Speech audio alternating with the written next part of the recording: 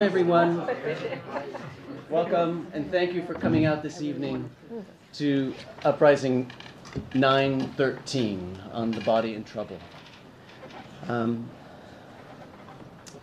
So we have before us an amazing set of readings from Katherine Franke, Jack Halberstam, Zethu Matebeni, as well as from Paul Pricchiato and Zena Zalad and many others, all of which explore the body as a form of resistance, I would suggest.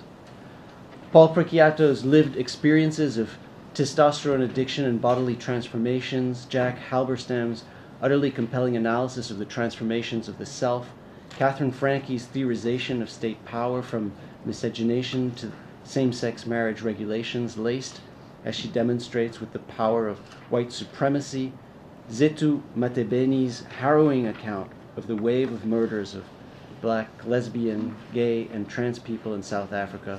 These texts all highlight the centrality of bodies and the troubling of bodies to social change, to resistance, to uprising. How the state shapes these bodies alongside the many other social media, corporate, economic actors, the pharmaceutical industry, among others, and how these bodies resist and trouble the attempted governance. These are central questions for our exploration of modalities of resistance. Of all of our sessions of Uprising 13, in fact, it's these forms of bodily resistance that seem to undergird the others. We've already seen some of this in the context, for instance, of our discussion of Satyagraha with Gandhi and the way in which he was working on his own body. But here the bodies rise to the fore as somehow transcending the collectivity. Sure, they can be collective as well, perhaps need to be, but the personal experiences of transformation are what seizes our political imagination. The transformation of the bodies as a political mode of revolt. Body and trouble. This is what we will be studying this evening, and we have, fortunately, to discuss and to open the conversation three extraordinary scholars who work precisely on these questions. And Patricia, Dailey, and I will be fortunate to be able to moderate the conversation and raise questions and get the conversation. We're going to start this evening with Katherine Franke, who's a dear friend and a colleague. Actually, we've kind of been colleagues for very long. 30 years. 30 years. Of weaving our paths crossing so much. Uh-huh. And Professor Franke is the Isidor and Seville Sulzbacher Professor of Law at Columbia Law School, where she also directs the Center for Gender and Sexuality. She's a member of the Steering Committee for the Center for the Study of Social Difference, and affiliated faculty member for the Center for Palestine Studies, where she is currently leading a reading group on the law of occupation. Her most recent book is Wedlocked, The Perils of Marriage Equality. It's an amazing book, and I don't have the cover right now, which is so telling. And it considers the cost. Hold up Jack's book. It's a good book, too. Okay, it's coming next. It's coming next. It's coming next. But it considers so Wedlock considers the costs of winning marriage rights for same-sex couples today and for African Americans at the end of the Civil War.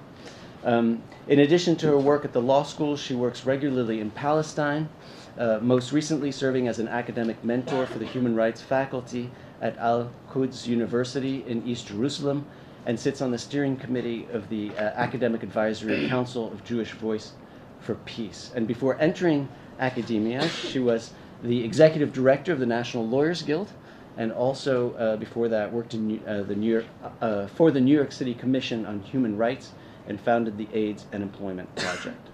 After Katherine Franke presents, we'll then turn to Zethu Matebeni, who we're delighted to have just flown in from South Africa, and we're really delighted to have you and to welcome you to Columbia University, and thank you for coming.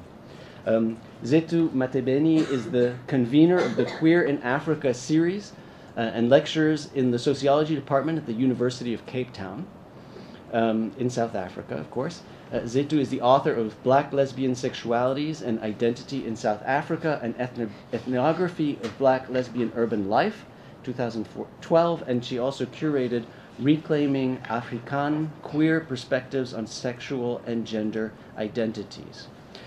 She's been a visiting researcher here in the United States at Yale University, and she's also an activist and a documentary maker, filmmaker, and has curated several exhibitions as well, including Joburg Tracks, Sexuality in the City, and Zethu Matebeni's first co-production, Breaking Out of the Box, Stories of Black Lesbians, 2011, was screened within South Africa and internationally. So after that, we'll hear from Jack Halberstam, who we're also delighted to welcome to Columbia University. Jack is professor of English and comparative literature here at Columbia, and we're extremely fortunate that he joined us from the University of Southern California. So we're also very excited about his new book, Trans, A Quick and Quirky Account of Gender Variability. Isn't that wedlocked? No. Oh, that's right. And it's out. It's out, and there's a piece of it in the Boston Review, right, which we had the great opportunity to read. Among his other books are Skin Shows, Gothic Horror and the Technology of Monsters, Female Masculinity in a Queer Time and Place, and Gaga Feminism. And Jack is currently working on several projects, including a book titled Wild Thing, on queer anarchy, performance, and protest culture, the visual representation of anarchy and the intersections between animality, the human, and the environment. Now, when we're done with our presentations, then Patricia Dailey will comment, and maybe we'll then open up the conversation to rounds of questions. And we're delighted to have Patricia Dailey with us, who's a professor of English and comparative literature here at Columbia. Her book, Promised Bodies, Life, Language, and Corporality in Women's Mystical Texts, examines the relation between gender, temporality, the body, and language in medieval mystical texts, with a focus on the 13th century mystic Hadovich. Is that correct or not pronunciation? It's the word Hadovich? Yeah, Hadovich. She is also the editor with Viel Freiters of A Companion to Hadovich. And her next book project, Subjective Responsive Subjects, Exteriority in Anglo-Saxon Literature, focuses on Anglo-Saxon literature and theology. In addition to her work in medieval literature, she has translated works by Giorgio Agamben, Jean-François Lyotard, Antonio Negri, and Eric Aliès. So, please join me in welcoming our extraordinary panel.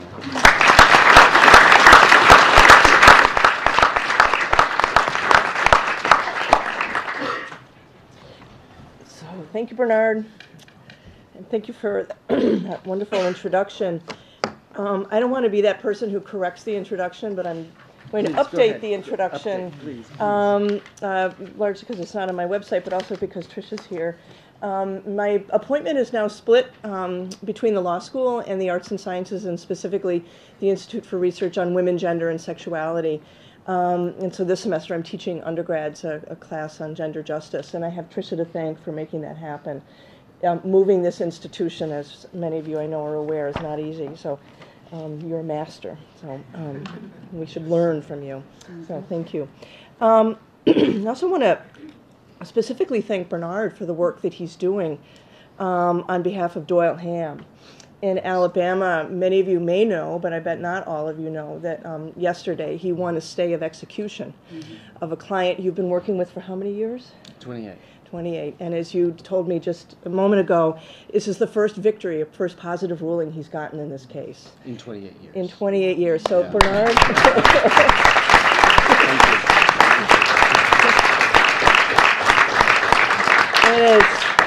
It is something else, and we're pleased to have you with us here tonight. We weren't sure you were going to be able to make it back. So, but I want to thank you on a sort of smaller and less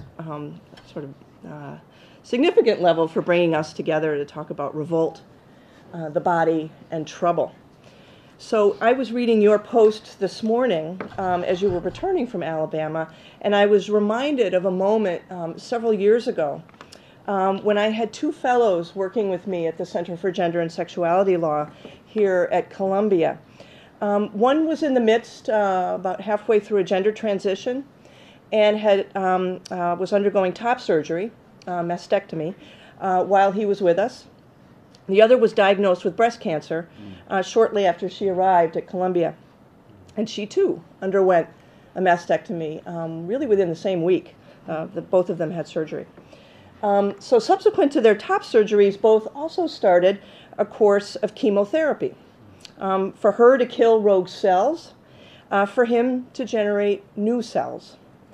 The chemicals she ingested resulted in the loss of all of her hair, and the chemicals he took stimulated hair growth in all the right places, on his face, on his forearms, and the other places where those particular hormones would stimulate hair growth. For both, these treatments, these procedures were life-affirming, if not saving, and were undertaken to resolve a kind of trouble in the body. Yet for him, the surgery brought a sense of joy, possibility, self-sovereignty, and I dare say truth. While for her, the surgery took place in a context of fear, grief, and profound loss. For both, though, the reworking of the flesh resulted in a kind of self-emerge or emerge and transformed self in both cases, to be sure. But in her case, this transformation was experienced as a frightening diminishment, one in which the loss of the parts left a deep sense of longing for the whole once known as me, a me that was vibrant, forceful, and as I knew her, seemingly indestructible. She felt herself a body undone, to borrow a term from Christina Crosby. For him, by contrast, surgery and chemotherapy created a kind of exuberant, new whole that far exceeded the sum of the parts, now fewer in number and left behind with joy on the surgical floor. So I suggested to the two of them that we stage a conversation about what this work on the body meant to each of them. I wanted to hear the reflections on how notions of figuring and disfiguring were at work in each case.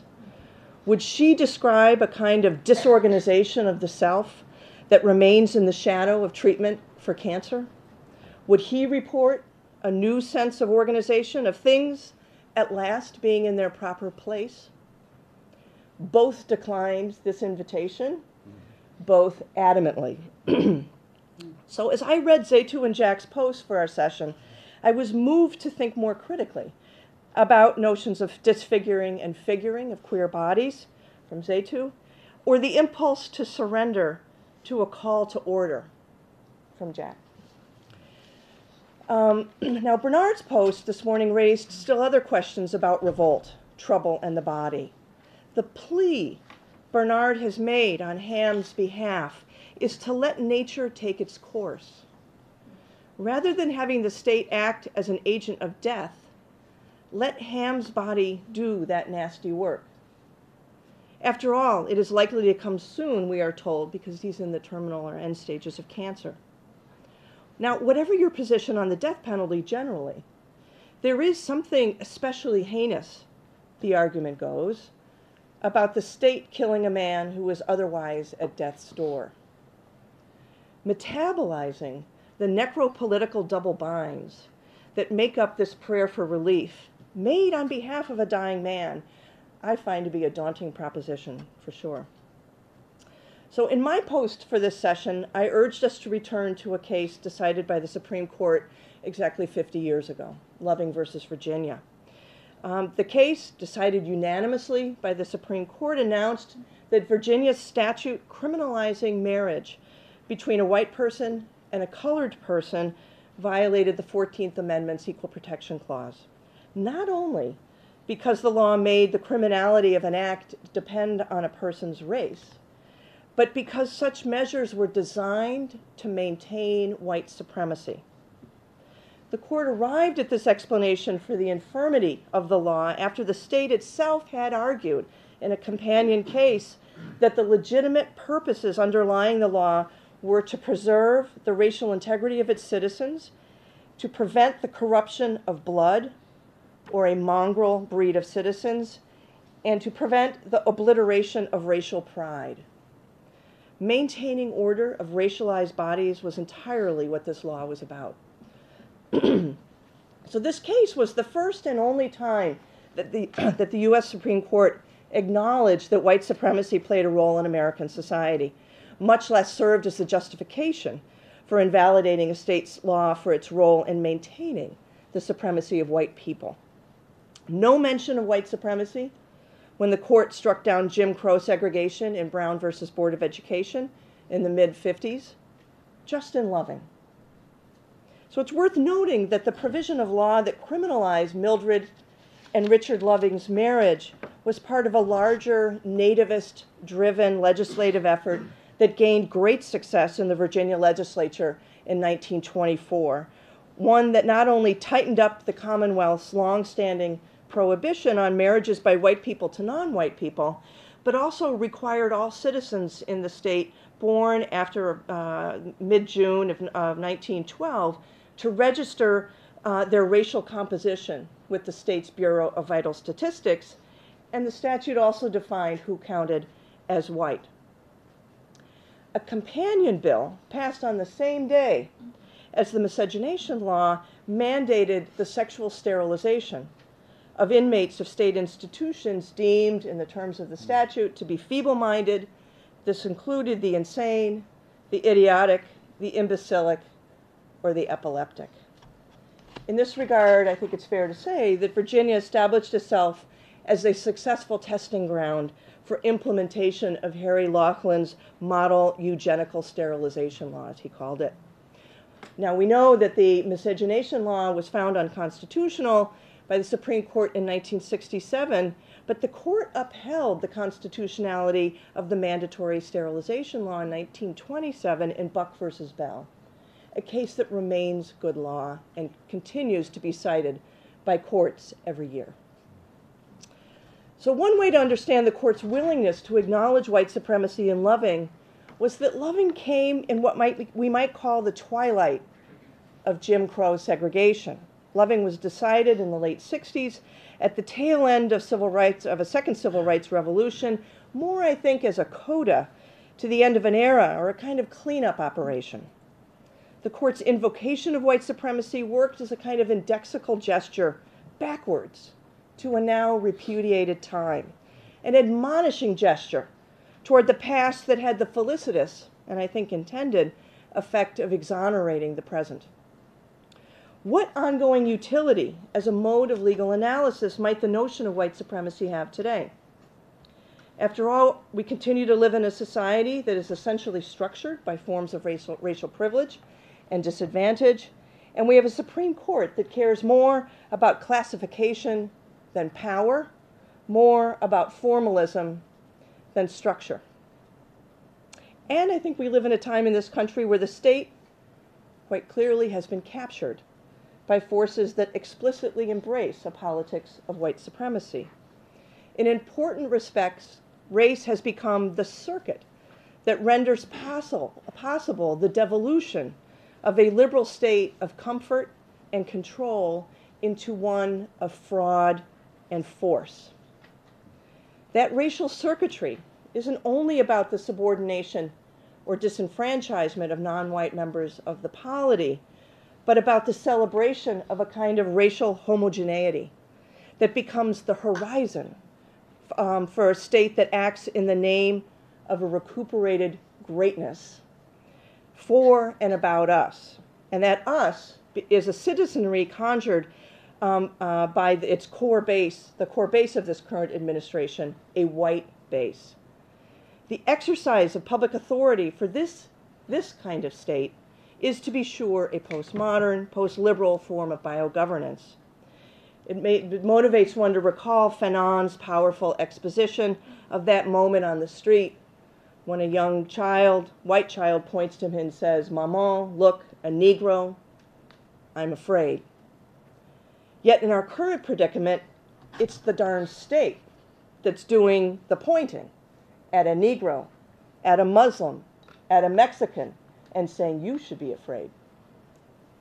So the tools of this racial state, to borrow David Goldberg's term, are not limited to the ordering and management of racialized bodies, such as was the work of Virginia's Act to Preserve Racial Integrity, its anti-miscegenation statute. Loving versus Virginia, after all, addressed the constitutionality of a statute that sought to preserve racial purity in the corporal, fleshy bodies of its citizenry. That constitution, the Constitution ruled the court could not accommodate blatant forms of racialization designed to protect the purity of a white body. Today, it's not just the purity of white human bodies that the state is concerned about, as it was in the enactment of those statutes in the 20s and earlier. It's the public body, the racialized body of the nation, that must be defended. Today, in a way, I think we can say, or I don't think we can say about the era in which Loving was decided. Let me say that again. Today, unlike in the period in which Loving was decided, the racial state is fueled by, or at least gains its motivation from, a kind of death drive. Loving's use of the notion of white supremacy was rejuvenatory in nature. It had a quality to it that cleansed and redeemed the present, and by implication the future. By contrast, today's racial state is more necrotic in nature, largely because it sees itself as less responsible for mature governance and more responsible for advancing the interests of a racialized white nation. Whether it's Betsy DeVos's effort to dismantle the very idea of public schools, what they call government schools, the power of religious belief now to be mobilized as a means by which to pick and choose which laws you're personally bound by and which ones you're not, or the underpinnings of the newly passed tax bill, this government is officially committed to the idea of a withering state in the name of protecting a strong white nation, both of which, the state and the nation, I would add, are racially saliently racialized. The state, as framed by this current ruling ideology, is a tool that serves them and needs to be dismantled. Them would be DACA beneficiaries, people receiving public benefits, black welfare recipients, and you'll recall that Trump mentioned to several folks recently that he was surprised that not all people on welfare are black. Of course, the majority of people receiving public benefits in this country are white. Yet, and herein lies, I think, the necropolitical impulse of this project, the state as we know it today is fully in the hands of white supremacists. They control all three branches of the government. So while the state is conjured as something that serves the interests of the colored, disadvantaged masses, in reality, it's quite clearly has become the site of capital extraction for a white, super wealthy micro-minority. By contrast, the nation, imagined as hardworking white Americans, is threatened or burdened by the idea of a colored state. The social identity of the state under this account and a nation are distinctly racialized, the state as of color and the nation as white. No coincidence, I would guess, after our first black president. So perhaps this is what white supremacy looks like in the era of Trump, the supremacy of a great white nation over a degenerate colored state. It is a condition in which the state becomes the tool by which a white minority can pull off the ordering of a racialized national character. So allow me to pull all these ideas together in the form of a conclusion. The notions of the undercommons, or trans, or revolt that feature in many of the readings that we circulated for this session aim to distance themselves from a call to order and hold a general suspicion toward the very notion of governance, public governance. Instead, there's a longing for disorganization, fluidity, dissonance. Our goal, writes Jack Halberstam about action in the undercommons, is not to end the troubles, but to end the world that created those particular troubles as the ones that must be opposed. My concern is that if we eschew the call to order and retreat to an undercommons? In what ways have we surrendered the commons, the domain of governance, to the necropolitical project of elements of force and fraud? Elements that seek to dismantle public governance, root and branch. When we retreat to the undercommons, what then is left to take place in the commons itself, if not rank capture by the likes of those who seek our destruction? In the end, I'd suggest that we, the queers, the trans, the colored, can't abandon entirely the project of critically engaging order and treating it as a site of carefully considered trouble and revolt. Thanks.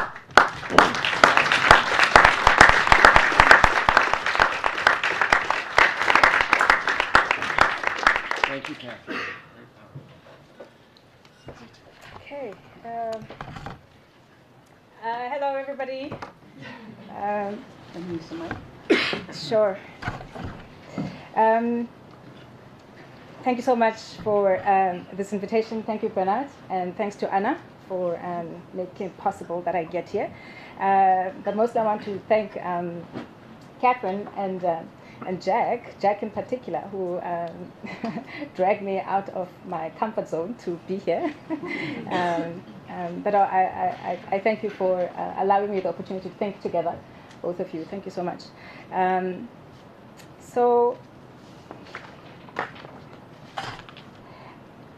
the piece that I'm going to read is really a continuation from what you engage with on the blog. And of course, as you saw, there was a trigger warning that some of us who are engaging with the possibility of brutal death, daily forms of brutal death, have to think about, or have to reconsider how to listen. So, almost all the known lesbian, trans, or gender non-conforming people murdered in South Africa are black, and mostly die before their 30th birthdays. Their youthful lives are cut short, killed by men who are often their peers, friends, ex-lovers, or community members. Very few are ever arrested, even when community members know who they are. The intimate nature of these killings suggests that the murderers are not merely strangers. In their victims' homes, they enter without fear, take time to execute their task, and live without arrest or shame. The murderer's capacity to follow, abduct, publicly stone, or mutilate the body of their victim leaves passers-by complicit in the act of witnessing the brutality and the ending of a life. The killing of a queer body has become a kind of spectacle. Mason reminds us of this.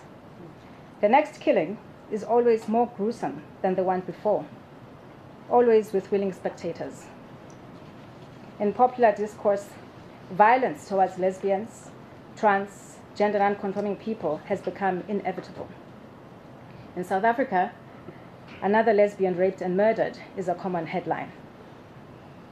Black lesbians in South Africa, as Golar argues, are highly visible manifestations of the undesirable.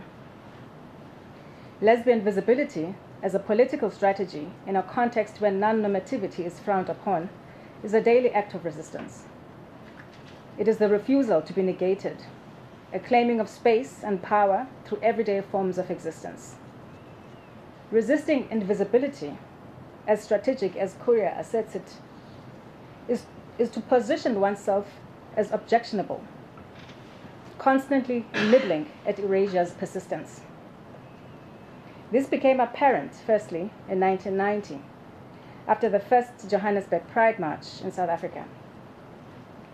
One of the organizers, Bev Dietzi, recounted how her own refusal to be invisible after publicly appearing on national TV as a lesbian put her family in danger. And I'll read from what she said. I was sitting in my room when I heard voices outside calling my name. I ran into the lounge and my granny opened the door and told me to hide. About 20 angry men were surrounding our house, demanding I come with them so that they could teach me a lesson. They wanted to rape me. The worst thing is that they threatened to take my grandma if I didn't come with them. My grandmother stood at the door and said, "Come in, but one of you will die with me." So, I was escorted for about 2 weeks after that Pride March. My mom would put on her Converse shoes, she'd put on her jeans, and she'd say, "We need to go there, let's walk." I was scared all the time. So yeah, I just pushed so hard, and I stuck up like a sore thumb and said, "Okay, all right, look, I'm right here. I ain't moving. I ain't budging." 25 years later, the struggle for public visibility had heightened. What we understood as hate crimes had soared, marking LGBT people with signs of vulnerability. Again, black lesbians, trans, and gender non-conforming people took to the streets. This time, it was in the township of Soweto. By 2005, the notion of homosexuality as un-African had become an unchallenged popular discourse. The distance among African LGBT people grew as they were forced to flee their countries, homes, and congregate under the sign homosexual. In Soweto, meeting for the first time in the township, a place assumed as fertile ground for African homophobia, black queer bodies reclaimed their pride. Unmarking their collective corporeality as vulnerable, their bodies were transformed into a powerful public spectacle. Soweto Pride asserted black queer bodies into the African discourse. It reasserted black queer bodies into the African discourse. As Msibi so painfully labors in his essay, the lies we have been told dispels the violence of hegemonic notions that locate same-sex behavior, and thus bodies representing those behaviors as outside Africa. Delinking queer bodies from themselves and whence they come is, in essence, to be queer in Africa. It is to be dislodged and invaded simultaneously. Queer people exist within a double aggression, often subjected to what Macharia calls arbitrary invasion of aggressive heteronormativity, and more, the aggressive theft of one's queerness. And thus, it is up to us, the we who are in the business and practice of crafting ideas and positions, not to erase queer people from their locations and abstract them away from their bodies and futures. It is tempting to write of black, trans, lesbian, and gender non-conforming people as bodies stripped of life. For trans sex workers who work and are at home on the streets, facing death is a daily struggle. And I refer to this thinking of a case by a famous artist, Wolutu Mtetwa, who murdered a sex worker on the streets. Yet, the right to education, social services, access to healthcare, including gender-affirming healthcare, are accessible rights extended to gender non-conforming asylum seekers, with the exception of changing gender markers on identity documents. Kaminga notes a duality faced by gender non-conforming persons who enter South Africa. To access fully these rights, a strict gender regime has to be followed. Existing outside the gender binary positions one on the boundaries of being and non-being. On face value, the trans and gender non-conforming body is betrayed by the legal documents that make one eligible. The disconnect between what is on paper and what appears corporeally automatically disqualifies one's access to rights. Disrupting the normative lens of the state, to use Cohen's phrase, is to engage with the state outside its own rules and expectations. It is to reject the desirable impulse to be normative. Trans, queer, and gender non-conforming people negotiate this regularly, at least in the South African context. Their failure to fulfill the conditions of being of the state come at a cost. On the one hand, they appear to carry the burden of rights, granted as a sign and commitment to democracy, inclusion, and progressiveness. On the other, as bearers of the rainbow promise, their lived realities are in constant opposition with paper rights. Constantly pushing the boundaries, they chart their own existence outside the norm. It is this survivability that I find intriguing in queer, trans, and gender non-conforming people. Surviving, it appears, is between the regimes of normativizing, or, to use Macharia's, invasion, while resisting being dislodged as a queer African. Violence towards trans, gender non-conforming, and queer persons exists, it seems to me, in this liminal space. Now let us return to the killings of queer people I started with, or you read in the blog. Duduzile Zozo, his 26-year-old body, was found lying in a yard opposite her home. She had been raped and strangled, and a toilet brush had been shoved inside her vagina. Her mother, Tuziwe, named the murderer as one of their neighbors, 22-year-old Leslie Moteleng. The killer was later arrested and finally sentenced to 30 years in prison. Tuziwe, the mother, described her daughter as very loving and caring. Her father named her Duduzile, and the mother found a Xhosa translation, Mtutuzeli. It's interesting that the mother did not say Nontutuzelo, the girl's version of the name, but used the male version, Mtutuzeli. Both parents believed that Duduzile was indeed the comfort they had waited for. At the time of her death, Duduzile was the sole breadwinner at home. She lived with her mother and 3 sisters, and 1 child in a small, well-maintained shack. The ending of her life affected the family materially. Duduzile had lived for her family, ensuring that everyone had food every day, clothes to wear, and able to go to school. They depended on her.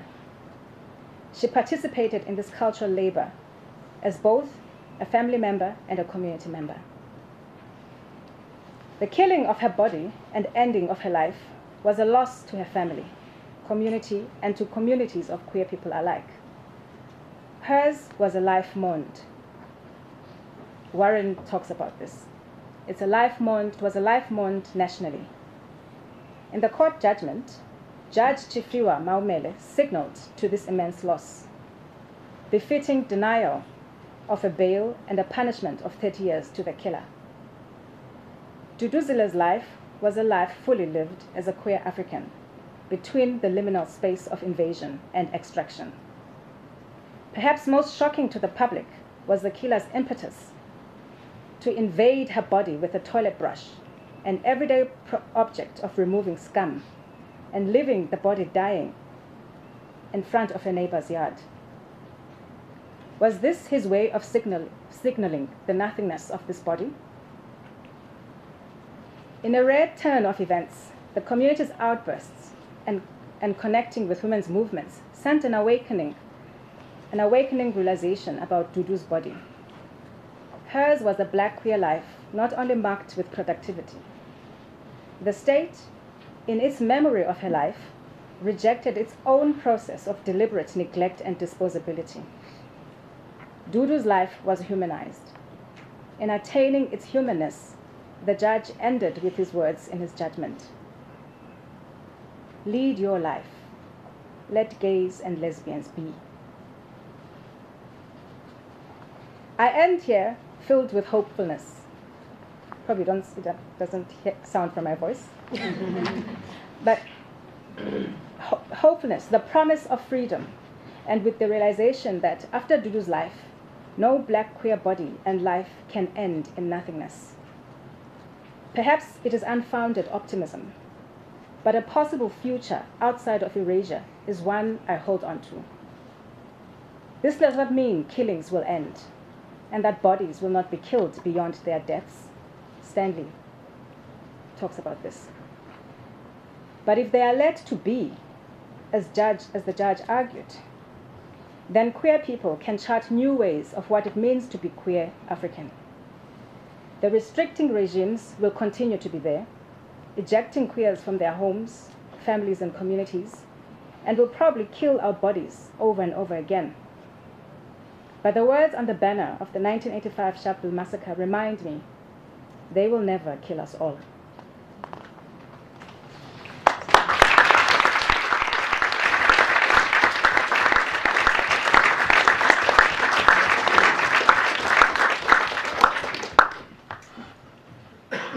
Wow, okay. Thank thank you both. These have been really powerful presentations. And I'm honored to be here. I'm very excited about this whole series on thinking the various idioms and iterations of uprisings. I think it's been really productive. But it is interesting, right, that the body sort of falls out as its own category and becomes a separate site in a way for asking questions about the way in which the body does or does not represent a site of resistance, does or does not represent a site of compliance.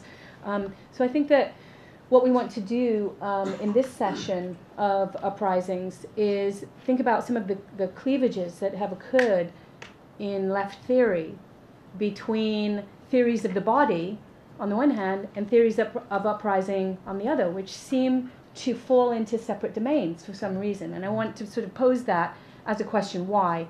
Why, when we were talking about Maoism, for example, were we not immediately talking about the body? You know, and so on. So you could argue, and this is one of the arguments that David Harvey makes in some of his work, in some of his critiques of what he calls body politics, that the body does the work of removing us from the abstract, but it also contains these various forms of resistance and limits them to what he sees as a kind of narcissistic project. So there's a way in which the body has presented a problem to the left that I think some tracks of queer theory have tried to step in and resolve. And so that's what I want to talk about today on behalf of creating a larger conversation in the room about the trouble that the body represents. This is a really good time to do this because, you know, there are lots of, whatever we may think about them, there are lots of popular debates that are going on right now under the heading of things like Time's Up and Me Too about apparently deep misunderstandings between, for example, men and women about the meaning of pleasure, its form, its content, its protocols, the ways in which bodies engage in activity where two people can be present and have completely and utterly different understandings of the event that has occurred, right? So I opened my blog post by asking about a crisis in the discourse that I'm going to call heteronormativity, whether or not the bad actors are lesbian, gay, or straight. I'm going to say that the crisis of sexuality that we're confronting right now is a crisis of heteronormativity that no longer is doing the job that it was supposed to do, which is render inevitable and unquestionable all kinds of relationships between bodies that we recognize as male and bodies that we recognize as female.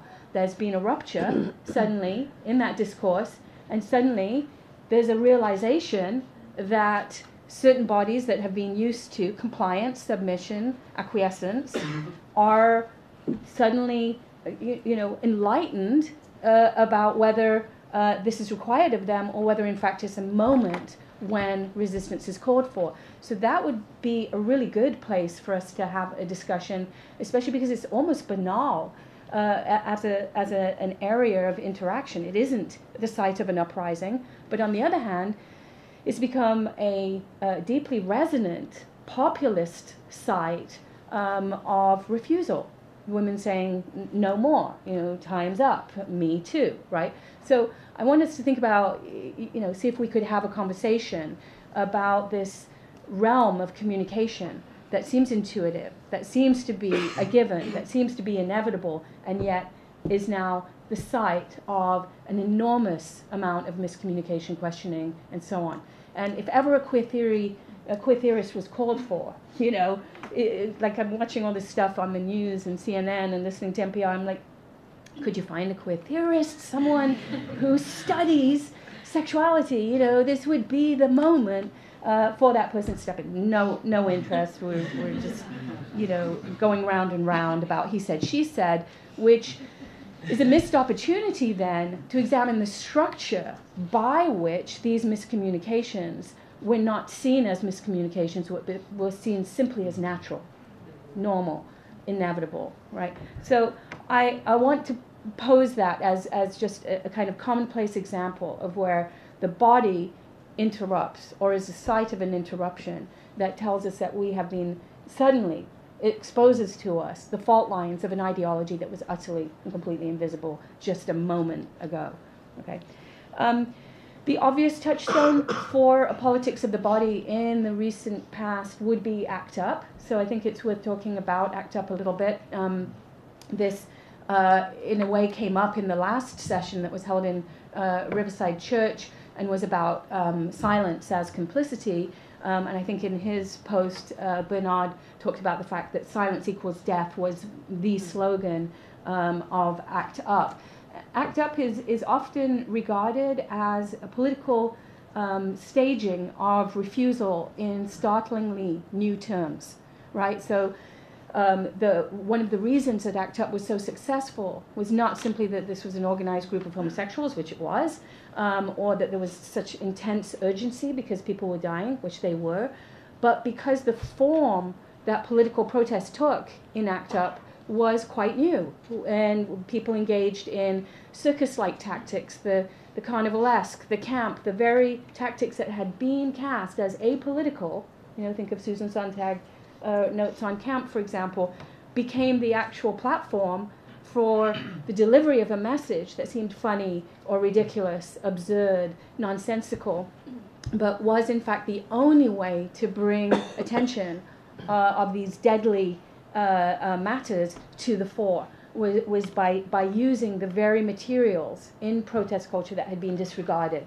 and at the same time associated with homosexuality, right? So isn't that neat that the very tactics that had been disregarded had also been associated with queerness? And so that taking up of a new queer language of protest has been enormously influential. And the Occupy movement, just as one example, were really borrowing tactics from ACT UP in terms of the sort of circus-like atmosphere that prevailed, the refusal to make demands, the absolute disinterest in normative political speech. What do you want? That question of what do you want and refusal to answer it is a very kind of ACT UP, influenced by ACT UP.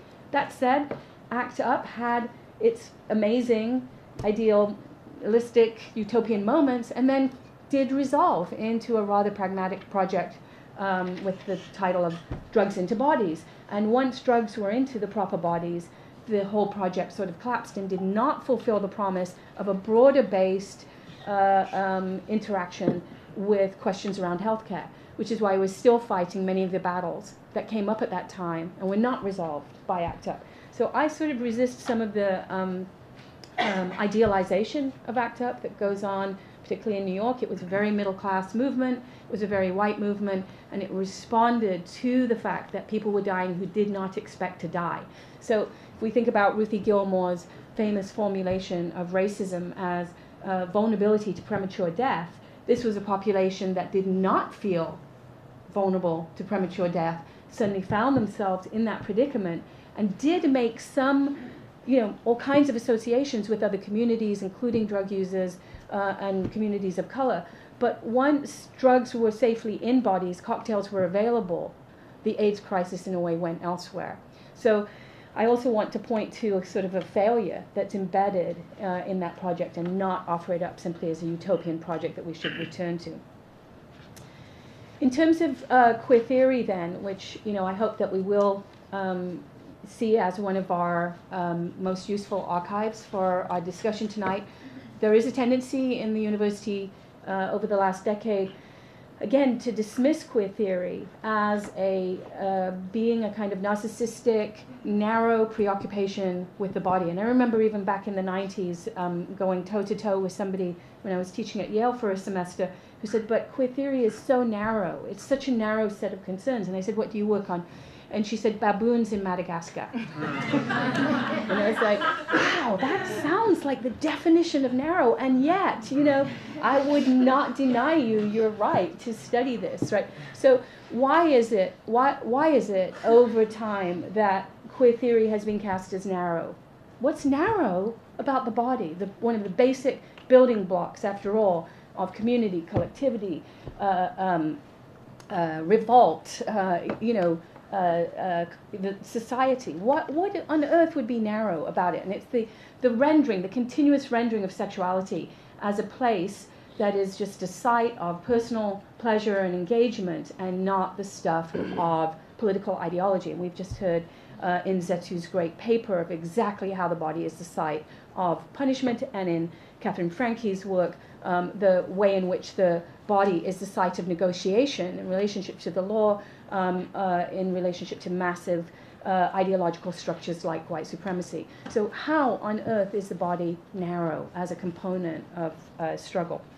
That said, queer theory has wavered in its projects between missions of political intervention and disruption and a politics of recognition and accommodation. That would have to be said. And so there are queer theory projects that are just like, hey, did you know Oscar Wilde was gay? You know, and we'll leave the English canon intact, but just notice that some of those people, in fact, many of those people were gay, right? That's at least one of the projects that's been collected under the heading of queer theory. But there's also Dean Spade's amazing work on the classification of the body that renders the trans body as the body that is needs to be punished or needs to be repaired. How is the trans body the thing that requires repair in this society that we live in, right? A society where there are mass shootings on a regular basis, there are white communities gathering together to figure out how to secure themselves against an imagined threat from Muslims. How is the trans body? This is an incredible ideological leap to imagine that trans people are the most dangerous thing out there. So we have to be aware of the way in which heteronormativity works to put in place structures that are incredibly difficult to argue with, precisely because we internalize them under the heading of nature. Under the heading of the norm. And this, of course, is the utility of the work of Foucault, reminding us that within modern power, the norm is one of the most powerful currents of power, precisely because you don't realize that you're in the clutches of an ideological hold when it's rendered as a norm.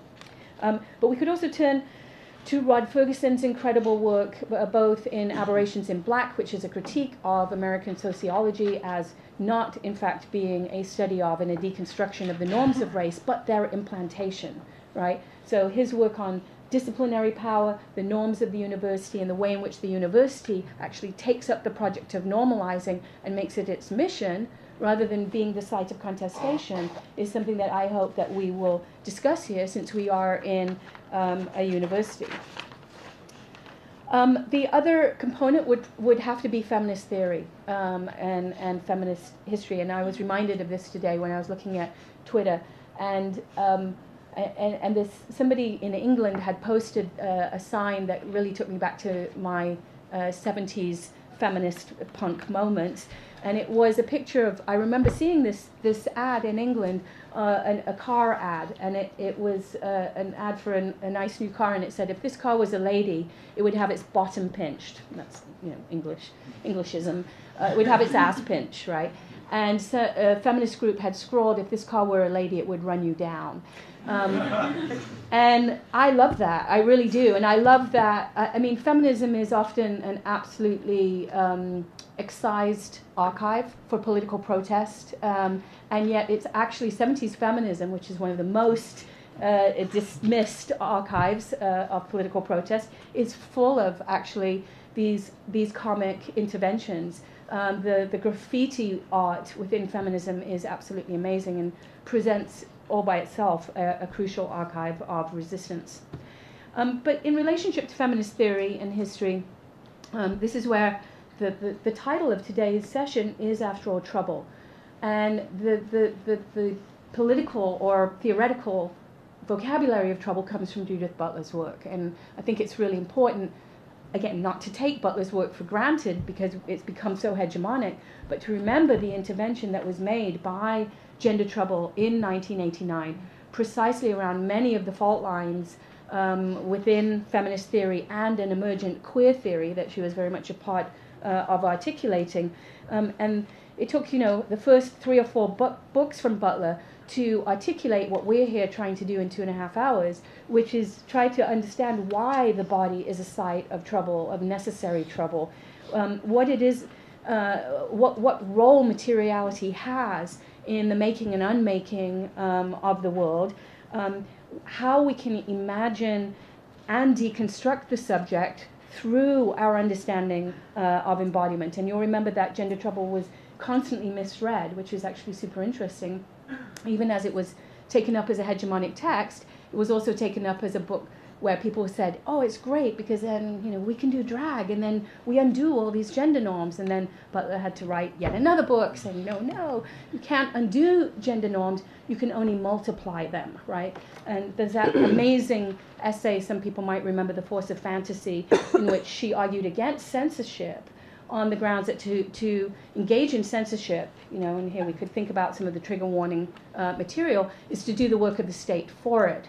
And what we actually want to engage in is a work of multiplication and intensification at the site of trouble, right? So that we might think about that, whether that's a tactic that we want to use. Butler's a very much a psychoanalytically trained and oriented scholar, and I think many theorists today in queer studies are in agreement that we may have reached the end of the psychoanalytic paradigm. You know, breathe a big sigh of relief. That this idea that we can imagine the psychic life of power through this very paltry set of images in terms of mommy, daddy, you know, the sort of Deleuze-Guattari critique of that, the mommy, daddy, baby paradigm, as if everything goes through the nuclear family, has reached a point of exhaustion. And it's into that space, that opening up of a space of critical opportunity that, and this is why I ask people to read this, Paul Preciado's work steps in. And I think that Testo Junkie and his other lesser-known book, Pornotopia, these are two of the most significant works. I'm not going to just say in queer theory or feminist theory, but in theory in the last 2 decades. The basic premise of Preciado's work is that the disciplinary regime described by Foucault and then upgraded into the biopolitical needs to be rethought in terms of something he calls the pharmacopornographic. And the pharmacopornographic is a recognition that rather than the body being a kind of external entity that disciplinary structures take hold of and manipulate like a puppet, the body is instead a set of flows, of internal flows that are regulated at the level of the molecular, right? So you can see, again, this is a kind of Deleuzian project. How does that happen? As far as Preciado is concerned, it happens through a pharmaco regime of power in which we are all of us, constantly engaged in a set of mechanisms that are delivered through the body in the form of drugs. And those drugs could be coffee, as well as heroin, as well as Viagra. And he suggests that we have to completely rethink what masculinity means in the era of Viagra. He looks at the history of birth control, the way in which birth control was experimented upon the bodies of Puerto Rican women, and then once it was safely approved, it was delivered to white bodies. So that whole history of birth control, he says, contains within it a secret history of gender and race. But at the same time, the body is also a place that is responsive to all kinds of regimes of pleasure. That's the pornographic piece. So we are sites for excitation frustration cycles, he suggests, that then place us in a particular relationship to ideology. Okay, so I feel like that's something that we should take up. What's his answer to that? Hacking the body. So he believes in biohacking, and he himself takes testosterone as a way of kind of hacking the natural body and transforming it not into a male body, but into something else. And for some people may have seen the piece that he wrote for Libération last week in relationship to Catherine Deneuve's refusal of Me Too. In France, she's like, oh, please, this is just what men and women do. We play a little, everyone get over yourselves. And he came in and wrote a fantastic editorial saying this is the end of l'ancien regime of heterosexuality. let it fall. Let's bring this down, right? And it's gone around, being translated into multiple languages. The other, and so I just have two more points, last 2 points, would be this, I want to absolutely engage in the discussion that Katherine has raised about the commons and the undercommons. I believe that Moten and Hani call upon an undercommons rather than a commons, recognizing that the commons is already a place of occupation. And indigenous scholars have reminded us that the commons was never just terra nullius, but was occupied land already, and therefore the undercommons is not a politics of territoriality or a politics of occupation, but is a politics of fugitivity, of transitoriness, of movement through space. It is an abolitionist desire, in Fred Moten's words, to tear shit down. Precisely in order to imagine a new way of doing things, it is necessary, they argue in the undercommons, to not get ahead of yourself and start saying, well, what is the new going to be? We can't even imagine what the new is until we remove everything that is in the way of us seeing what would be the new, right? So that moment of destruction, and I just went to an amazing show in the Bronx, Gordon Matta Clark's show, where he engages in the 70s in the Bronx in what he called anarchitecture. Anarchy in architecture, the dismantling of the built environment on behalf of reimagining space with all kinds of communities who are completely excluded from the project of thinking about what space should be. That's what I understand to be the improvisatory force of poetic daring that the Undercommons offers. Finally, I want to take a term from Saidiya Hartman's work, her new work on waywardness, which is, I think, laying out a new understanding of anarchy, an anarchy that is expressed across a set of bodies that she calls the black girl, the body of the black girl that the state tries to take a hold of in the 19-teens and 1920s, and through an incredible archive and telling stories through the materials she's found in various archives about the lives of black girls who came to New York City in the teens and the 20s.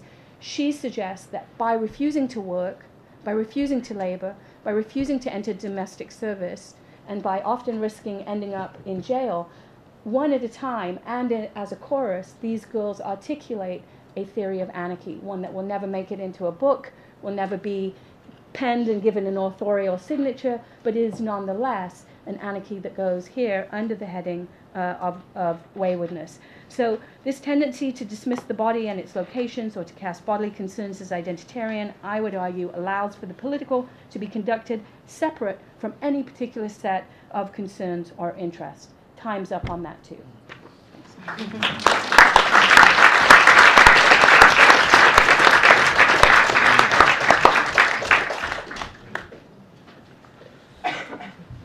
Sorry, I'll be fast and just want to raise a few questions and then open it up to the public, because these are quite compelling and wonderful presentations and really thought-provoking. And maybe I'll just add one thing to question and then leave it open to everybody else.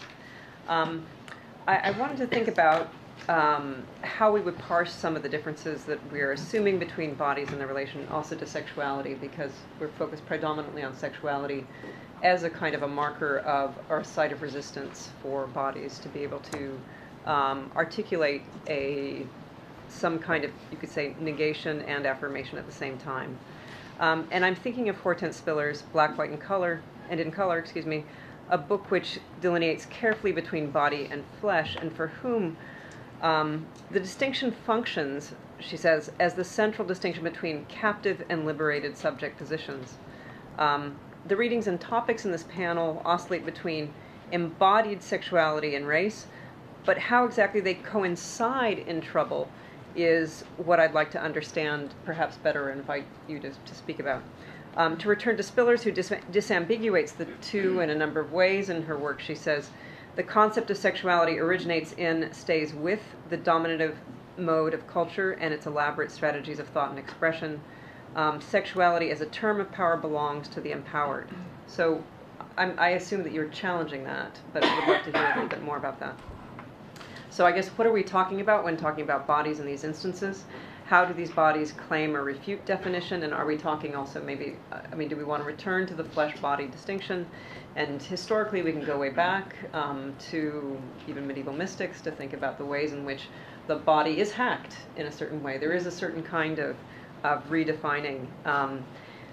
So how do these bodies seek definition or lack thereof, and in relation to whose desire? And is there even such a thing as a body when it has no chance, no imaginary, no future, no opportunity to articulate when it is in trouble? So there's the body and trouble and the body in trouble, which I think you also pointed to, Katherine, in your presentation about the medical, the two variations of mastectomy. In short, I'm wondering if Judith Butler might not be quite on target at this kind of an intersection. I could say more, and maybe I'll just say one more thing about Zethu's blog post, and one which also coincided this morning as I was waking up to NPR, about the defacement of the Rohingya mass graves. And I'm sure you all heard about the excessive overkill, to borrow from your term. What more, Zethu, you say, is there to die? And you invite Stanley's concept of overkill, excessive violence that pushes a body beyond death. And I also thought of Bernard's success yesterday, who's also familiar with the violence and the need to inscribe death in a body in addition to death in the case of Dailey Ham. So one would think you could say the concept of sexuality would be far removed from the scene, or is it? Are the necro-political impulse and the necro-sadistic that far removed? So perhaps is there a means of comparing what can be articulable within what law recognizes and that which it doesn't, or that form of resistance which you've been talking about? So I'm going to just stop there and open up the conversation and questions and responses. Thank you so much. So I think that's probably a great place to open up to get some other voices into the conversation.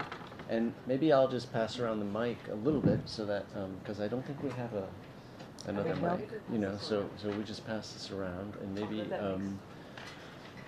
there anyone who wants to jump in immediately before we go back to our speakers? Yeah? Yes? Yeah? No? Okay, yeah. All right.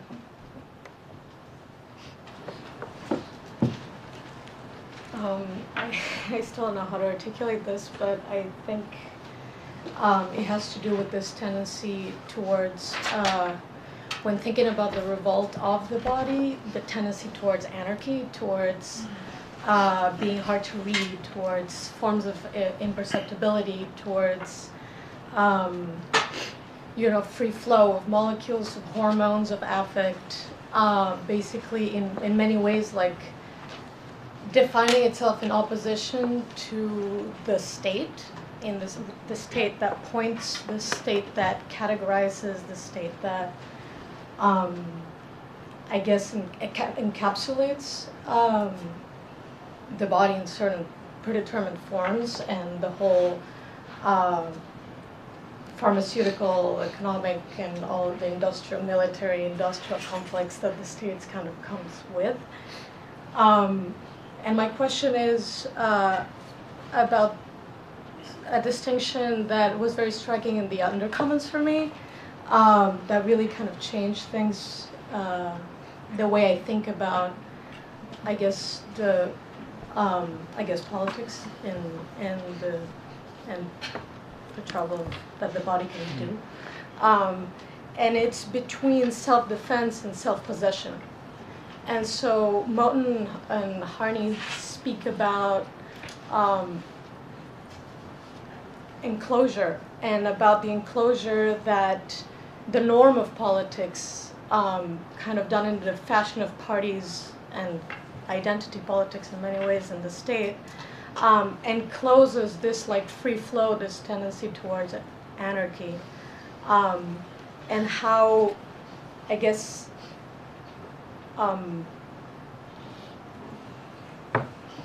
their aim is kind of, I'm still figuring this out in my head, but to open up this enclosure and to do what they say, surround politics, And the only way that I can picture this in my head is in relationship to anarchy, but in many ways that also undermines, I guess, the struggle for visibility that you were speaking about. Somehow there's a conflict. So I hope that this was clear enough to start a conversation. Thanks, Claire. Yes, Julie, do you want to jump in? Yeah, what you were saying made me think about the extent to which the body that's being described here is a form of private property, and what other regimes we could think through the body with. Is it a relationship? Is it a process? Is it a, there are kind of other forms of attachment that get us out of the private property model, and therefore, necessarily conjoin other kinds of politics. So maybe one thing that we could add to the really wonderful, not just list, but kind of mapping of theoretical intervention that Jack laid out is disability politics and disability theory, which has that same thing where it can be an identitarian community, I'm here too, but can also be about how to articulate forms of vulnerability and relationship and value outside of a private property model. I would really like to know how do we reconcile the undercommons with the not abandoning the commons. How do we avoid the predicament of ACT UP, which I get and I agree with, but without then playing into the game of those people who've occupied the commons and are intent on dismantling it, and therefore sort of basically reproducing what they are themselves trying to do. And so ending up in a sort of global New Hampshire where there's the best and the worst. I want to hear much more about that. Yes. I have a question kind of related to Preciado, but there's a great proliferation in terms for a variety of people who no longer fit into that kind of heteronormative cisgendered model, and I was curious what you thought. Is that like a Preciado kind of like manufacturing of frustration and excitation and of like increasingly kind of like smaller subject categories to kind of like bring that cycle to and kind of exploit in like this kind of like capitalistic regime, or is it like an increased variety of like existences that challenge that heteronormative model in like a more and more visible way?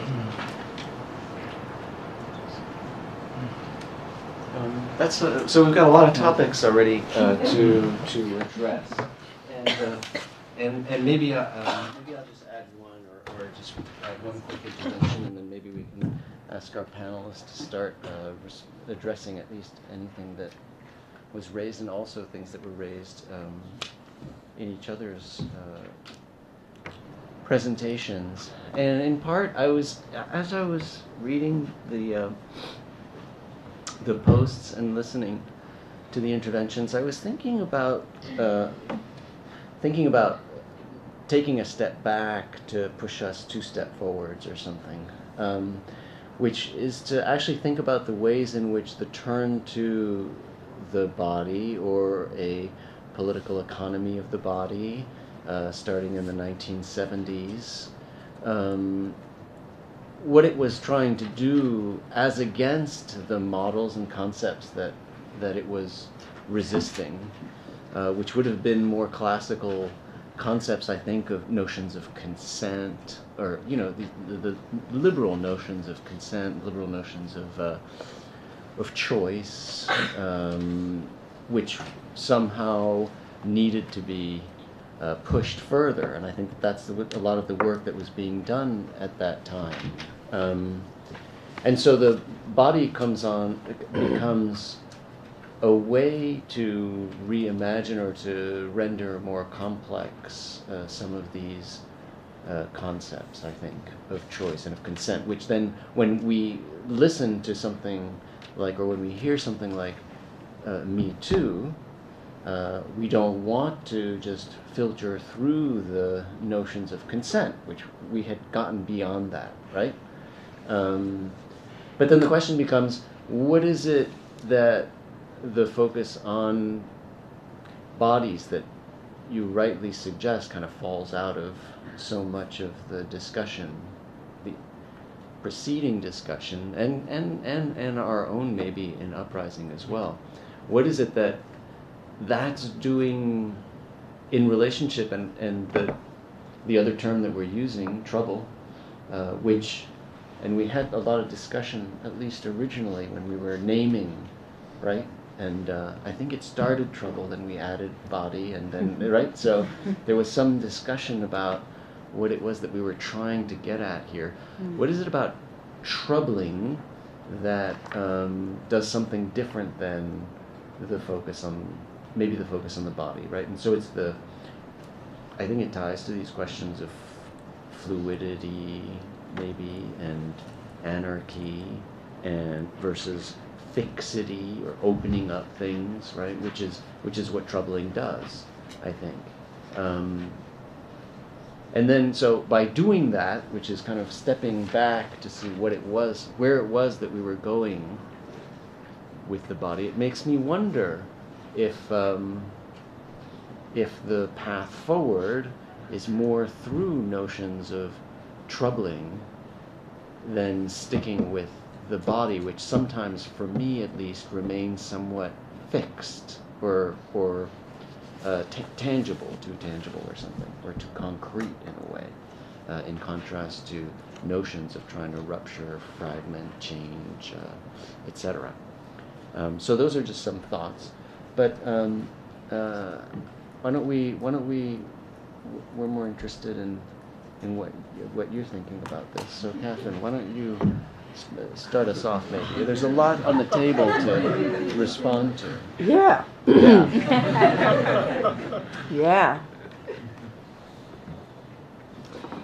Yeah. Partly, I want to respond to some of the things my co-panelists said, but I also want to respond to all of your thoughtful questions, or just the ideas they generated. And this idea of the body as private property, I think, is an interesting place to start. Particularly if you think about the history of feminism, it was, at least in the 19th century, a rejection of women being the property of others, whether it is their father or their husband, and achieving a legal and social identity apart from a relationship to a man, an adult man. And so what lies on the other side of that? What's the right answer or alternative to property? And self-possession would be one, but that's reiterating the property idea, which I think has its own issues. Largely in the 70s, the response we saw was privacy, right? It's mine. And both on the level of decisional privacy, I get to decide this myself. It's none of your business whether I want to engage in reproductive sex that might result in conception or not. But there's a decisional privacy, and then also to rehabilitate the idea of property or space, a zonal privacy. That in the home I get to decide of a property right I can assert in response to encroachment by others, threats by others. And then a third version of privacy has to do with acts. Certain acts are essentially private in nature, sex being the most important one, but not only. The institution of marriage becomes a site where privacy has traction. And, privacy is not a great alternative to property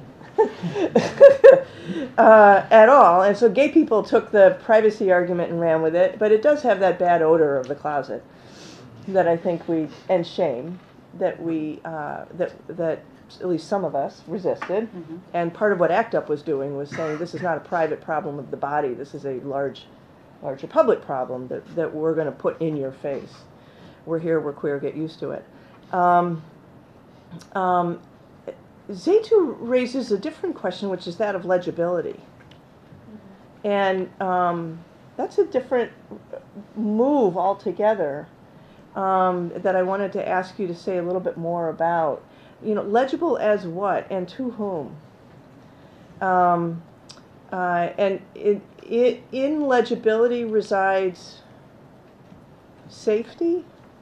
So much you're talking about conditions of unsafety and threat, and at the same time you also you had an interesting framing of the idea of the theft of queerness. Again, a property kind of notion, to think of theft as a refusal to allow me to define myself or render myself legible on my own terms. Is there a relationship of that theft to legibility? Or is it a kind of obliteration? Because you ended with an idea of that we end in nothingness. And I wasn't sure how that related to theft. So I am hopefully elegantly parrying a response to Julie's question or provocation into a provocation to Zethu. So handing it off to you. Sure. Okay. I mean, I suppose I also wanted to, because I was quite taken by Julie's comment around private property, and perhaps on a different kind of set of arrangements that you explored, Katherine. I'm thinking of the body, or how, for example, in Southern Africa, the funeral industry became one of the most lucrative businesses, and it was really like to insure bodies when they die, and a kind of like scrambling for dead bodies, and how that kind of how the insurance industry has, or how it was responding to how particularly African people were so attached to the dead body, and that, you know, families would fight over, like communities actually would fight over a dead body, to the point where we would all want to make money out of it, or to receive money in the moment of death. So I mean, I think that comment was quite interesting for me, as I'm thinking of really what is this body? Is it yes, it is property, but whose property? And I think in the context from which in which I'm located, it is a kind of collective property. I mean, even those bodies that when they are alive are not really wanted, but at the moment of death, everybody fights over them. Yeah. So yeah, I'm just thinking about that. Katherine, so I mean, the situation that about legibility, I think in a sense, I mean, it's referring to how trans people and gender non-conforming people are constantly engaging with the state, and that for you to become, and of course maybe it's on one level about, you know, the material body, but it's also about you as I suppose a figure roaming around the streets who's not necessarily seen as a body because nobody wants to recognize that the elements that make up this material figure are a body, because bodies are quite normative, or the way in which we see bodies is in a very normative sense. So the legibility is really, in my thinking, of a corporeal sense. When so, for example, a lot of trans people who would go to be seen by Home Affairs, or to go and access identity documents, they are unreadable in the way in which they look. And I think that moment or that process of being unreadable, for me, is an important thing to think about, because I think it comes with a set I suppose a set of violence that, of course, it is a violence from the state, but also violence from oneself, because there's a constant struggle within that body. That how is it, and a lot of African trans people talk about, how is it that I cannot be read? I cannot read myself in the first instance, but I'm also not readable by the state. And I suppose, I mean, it's maybe to go to Bernard's question, it's really that place. For me, the trouble is in that moment when you feel so alien from yourself, because of what this thing does, and this thing as the body. But of course, as I said, I think now, having listened to both of you, I want to think about the body. What really is it, and what is its usefulness? Yeah. Okay, so there's some great questions here. Julie's question is actually taken up by, yes, as you say, lots of people in disability studies, I think, would contest the model of the body as simply private property, but also in transgender studies, there's been a super interesting turn to architectural theory, in the sense that we tend to think of the body not just as private property, but as a housing of some kind. And so the fact that we think about the body as housing is super interesting, given that we have such a deep investment in real estate in developed societies at the same time. And so the architectural turn allows for the possibility of thinking about the body in disability terms as temporary housing, as something that you're in for a while. There's not even a lot of longevity. It's just it's where you are now. And in disability studies, there's always this sense that there isn't an identity that is disability, because we're always moving towards disability. And so I think that we can find there in that architectural turn maybe some way of separating body from home, from house, and that heteronormative sequence that again makes a kind of almost intuitive connection between ownership and the body, which I think that we're trying to contest. I think that's part of the trouble that we're trying to contest here. And that relates to what Bernard's calling the political economy of the body. And that would bring us to Vered's point, I think, about what it is in a way that is being offered as a political project in the Undercommons. And you suggested that it's there in the surround. It's also there in the hold. But it's also there in the term that they use, which would be the political economy term, which is debt. And there's a beautiful way in which the Undercommons turns debt around and says, in a political economy concept, the idea is that you're extended credit, and then you are now a debtor, and so the state or the bank has extended credit to us, and now we owe. And their point is, we don't owe the state anything.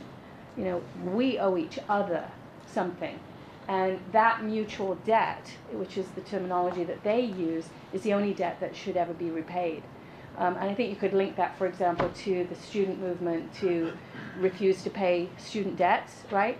So here you have one generation that was educated for free, telling the next generations they must pay not just some money, but their entire potential earnings for the education, and then spend the rest of their life indebted for an education that the people who lent them that money did not pay for, right?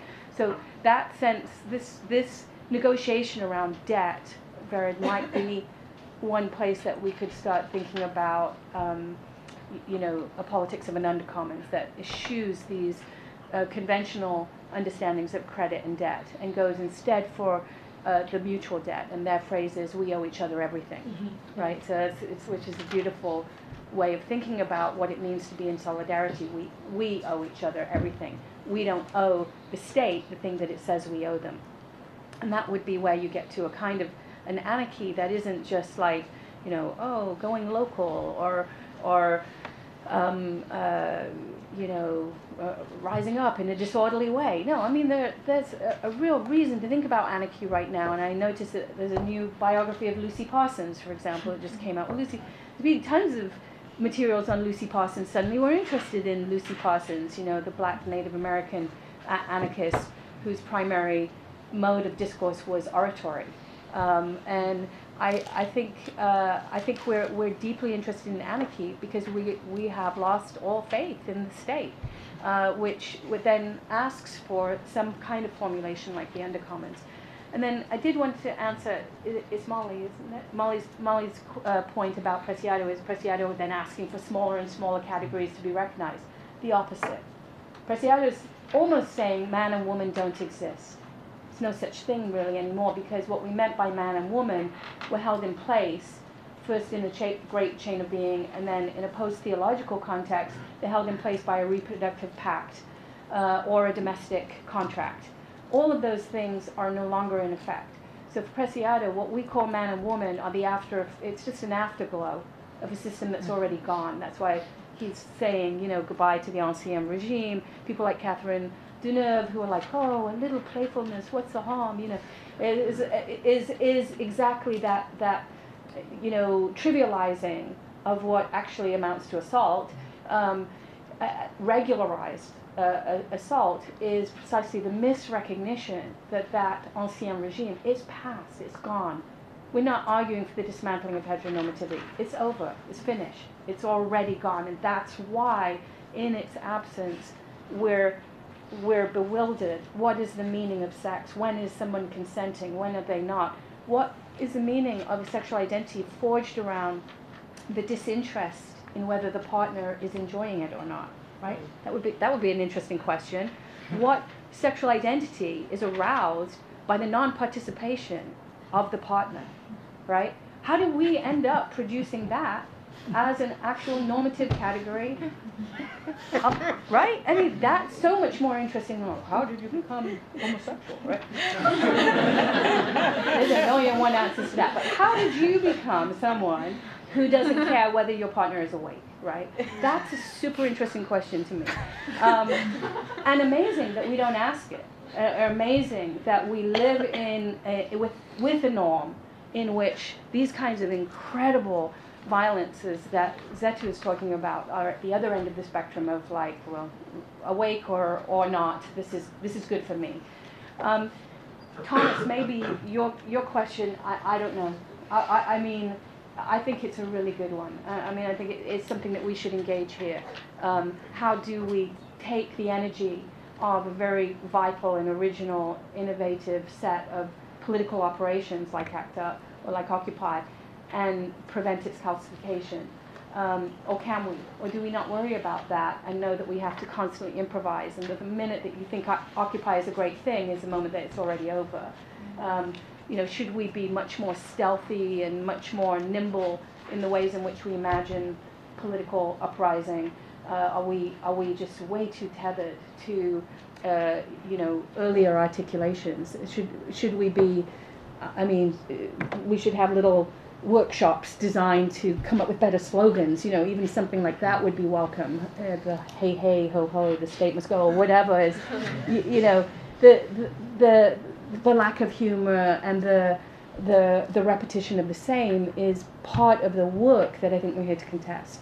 I don't think I've answered your question now about the commons and the undercommons, but I think it's related to what Thomas is asking. Mm-hmm. But then, Jack, you could say that goes back to the question of illegibility again, which I think in your in what you've presented, Zethu, is different.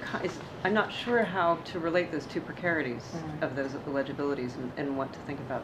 Which two? The illegibility of the undercommons and the eligibility of which Zethu spoke of that feel of illegibility and feeling at odds with oneself and feeling, how do those particularly relate in that way? Because that, you could say, in some ways, what you're talking about is precisely the site of, of resistance, because it's both a certain kind of form of being read, but also a kind of illegibility on your part that I think, I wonder how that matches up, or doesn't.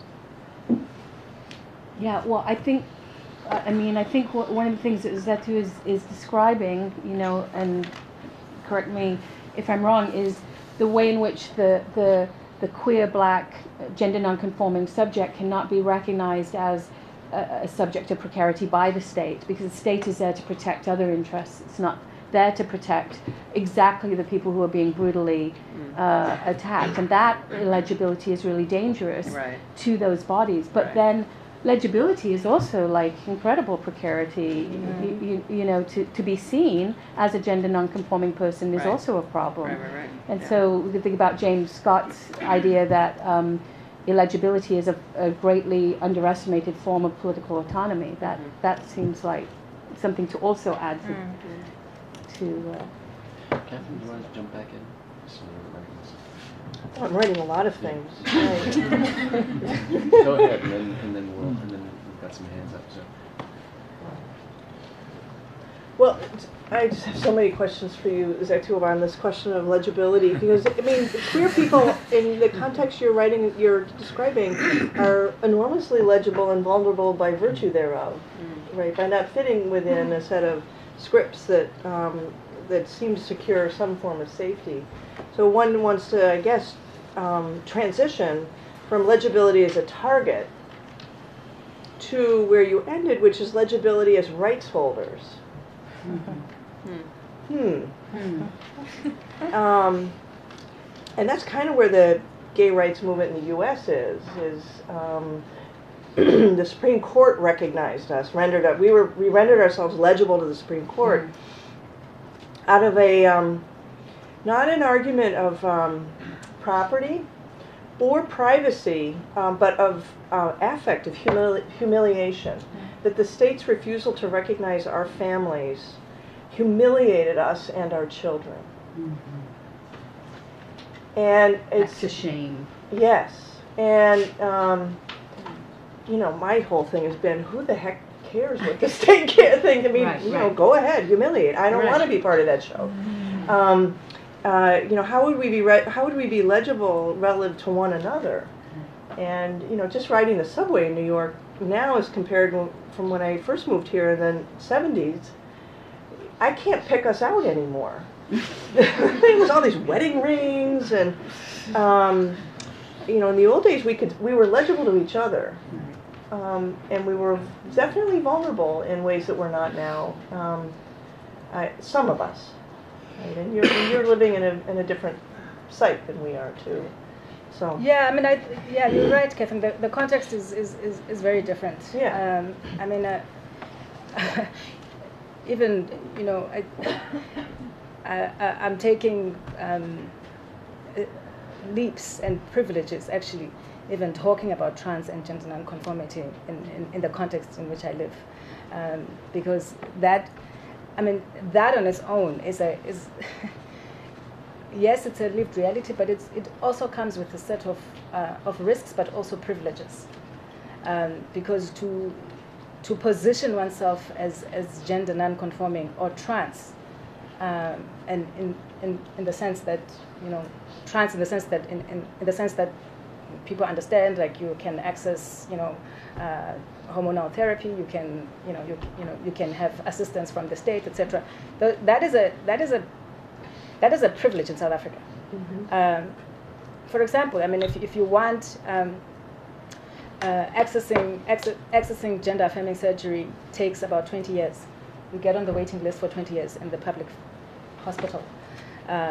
So a lot of people can never even think about transitioning medically. I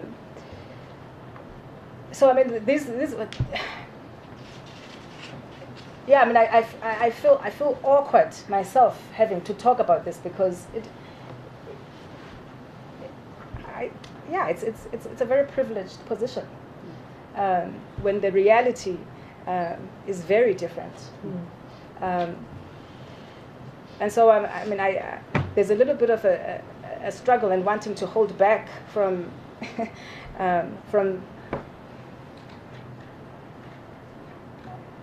from saying one, it's easy, or we should not care that the state cannot give us rights.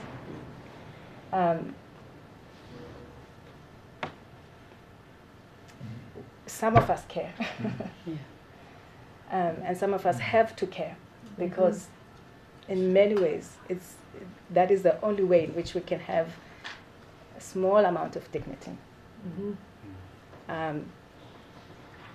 Yeah.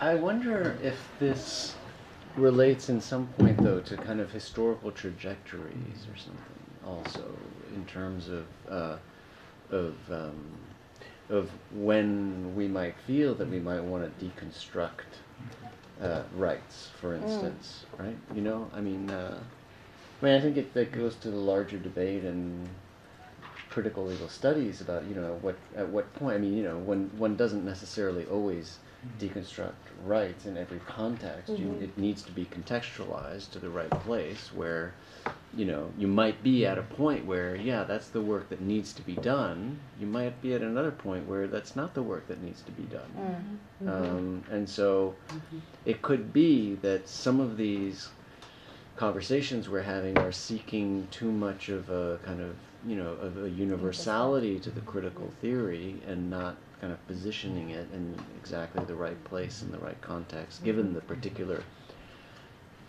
struggles that we're fighting or facing. You know, I mean, it was interesting, Jack, that you threw in the word consent when you were talking about the Me Too. And so that was interesting to me because and the notions of privacy as well, Katherine, right? Because those are the 1960s and 1970s, right? That we then have to somehow, I suppose, reconceive of these concepts in a new historical context. See what work is privacy going to do now? It can't be the same. It can't be the same privacy that we were talking about back in the 70s or something. It's got to be doing something different. What does that word then do there, or what does the word consent then do there? And in part, it could be that the way I was thinking about it as I was listening to what you were suggesting is the idea of, this idea of troubling it's the idea of troubling a norm, it seems. So heteronormativity.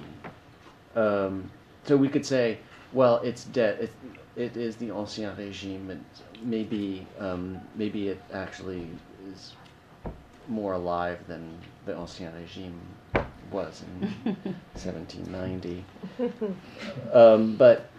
But still, the question becomes: so, is there something that ruptures that then opens up a new way of thinking of consent? Right? Because consent was part of that. Was clearly part of it. Consent is clearly part of heteronormativity, right? But it's a kind of heteronormative, imbricated notion of consent. So then, if the Ancien Régime is really gone, then we have to kind of what is that notion of consent then that we would want to hold on to in some way? That's not completely embedded in the norms that structured what it was that we were talking about before.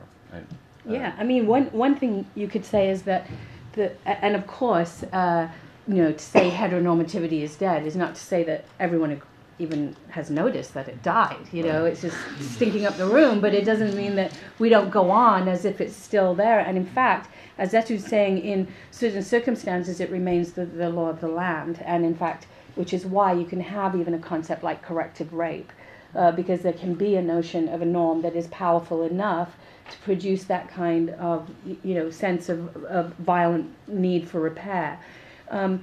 But the only way I could think to answer that, Bernard, would be to say that that one would then want to see recognize a new set of sexual positions in which consent wouldn't even be something that you would be talking about. Right. It would, because why do we say that we need consent? Because we presume that a lot of sex goes on without consent, or a lot of interactions of all kinds of varieties happen in which someone's consent is violated, so then you have to ask for consent. So now the question is, what would a sexual order look like in which we didn't even have to talk about consent? And you see how it's like, it's not possible for us to imagine that, really, which is why we haven't removed the structures that are in the way of seeing that. So that's which is why Me Too and Time's Up are liberal projects, in the end, because they want to make things right. And I think that I think in some ways we're all talking about not making things right, but bringing it down. So I see some hands popping up. Another round. Do you want to go for another round? Beirut, do you want to start? And then, Thank you. And then I've got you and Connor. And maybe Nancy. Okay, thank you so much. There's so many questions out there that I try to come up with some sort of intelligent way to put together a couple of thoughts here. And I might be totally mistaken on my assumptions here, but I think that there is a sense of stability that still, I think there is a sense of stability among the notion of body that continues to sort of generate that and imposes a certain kind of historical telos on the body, that you have this kind of periodization and then the body as and that kind of stability that we impose on the body also turns the body into a very sexualized subject. And I think that this, in order to understand the body, I think there are so many different. Of course, the body becomes the body once it becomes a case in the Foucauldian sense. Like a prisoner, like a terminal body and sexualized body, and there's so many different kinds of bodies out there. And then I think in that stability that we create, we have. My sense is that there is a very material understanding of the body, and it limits the notion of the body and its materiality.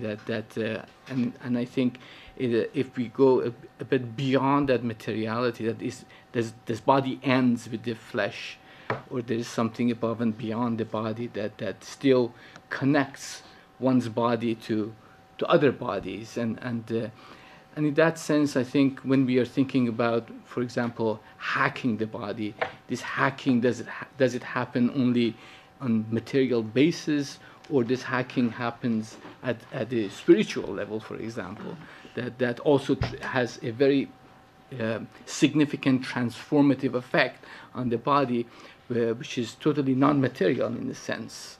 And how do we incorporate all that into the sense of body, in a sense to incorporate the trouble into the concept of the body, rather than two sort of different sort of categories out there? So here, let me pass that. Send it down. And there are some extra seats. If you want to come around this way and then come through here and sit down. It's pretty comfortable over here. The body is very comfortable there.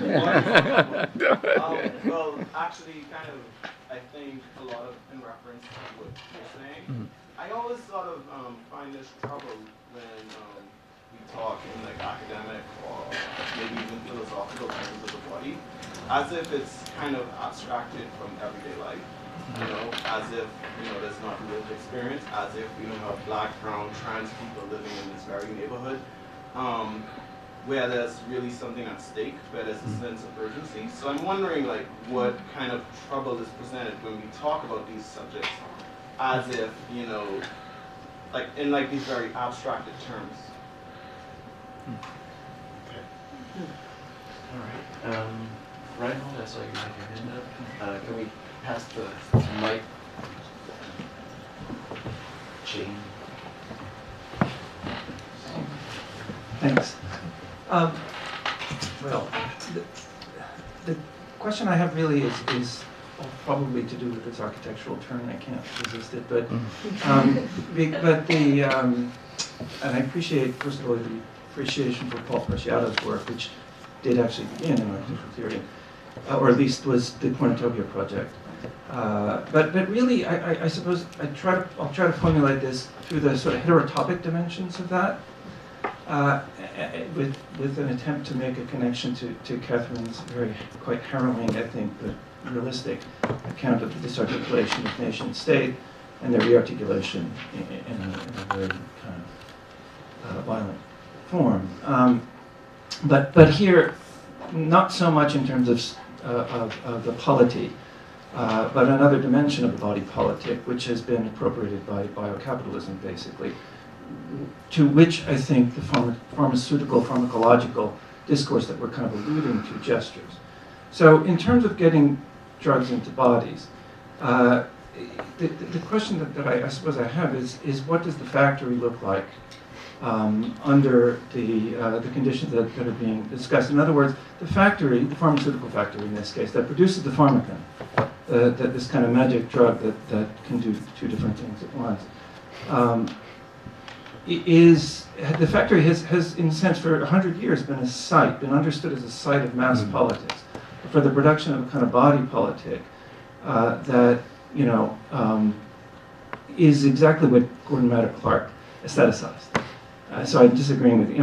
I'm with you on Preciado, but not on Matter Clark, because Matter Clark, to me, is a sort of arch formalist of the post-industrial moment in New York, when brown bodies were moved out of the South Bronx, and it was turned into a museum. So the question is, if we're contemplating a kind of heterotopic site for the production of both a material infrastructure, this pharmacon, and a social structure, something that's not the modern masses that formed in factories in a kind of homogeneous fashion, whether along the lines of a kind of let's say socialist heteronormativity or some other sort of universal classification. How can we imagine that site? How can we imagine the sites of solidarity that occupy this space that the sort of more anarchic gestures seem to sort of be calling for, but in my view at least, are not really able to, in effect, present or deliver. Thank you, Ben. So there's one more question here. Who else has questions? Why don't we pass the mic? Who else? I don't see any other hands. Thank you. My question really is, what of the future? It was opened up, I think, with the discussion mentioned by Jack Halberstam of what succeeds heteronormativity. But I believe we are entering, if we have not already entered, a time when technology is going to allow us to alter our bodies. Cut this off, cut that off, add this, perhaps grow new limbs, and all sorts of things. And so this, I think it really needs to be considered in this discussion. So I would ask our speakers to say anything they wish to say about that. And second, the other thing I would bring out about the near future is that any such changes are going to, I expect, result in a reaction. We've already seen, of course, a large reaction to what has happened so far. There's a very nice book that I read recently called The End of White Christian America, in which the author says that the Trump strategy and the Republican strategy is essentially seeking higher and higher percentages of a smaller and smaller demographic base. So this, I would be interested to hear what the speakers have to say about that. Okay. There's one more hand, Charles. Do you want to, maybe we can pass the mic back or yell? Yeah, I'll try to speak up until it gets here. So I have two quick questions. One is about this idea of labor, and I actually think it builds on this notion of how the body is modified. So I want to with Jack, I think push back against Harvey's notion of like the body actualized through labor, but I also want to think about labor as a thing that acts on the body, and as the tools of labor as almost prosthetics or prostheses, and labor as a sort of primitive form, a pharmacon-less way of body hacking. Takes place somewhat more slowly in some cases, maybe a little bit quicker in others.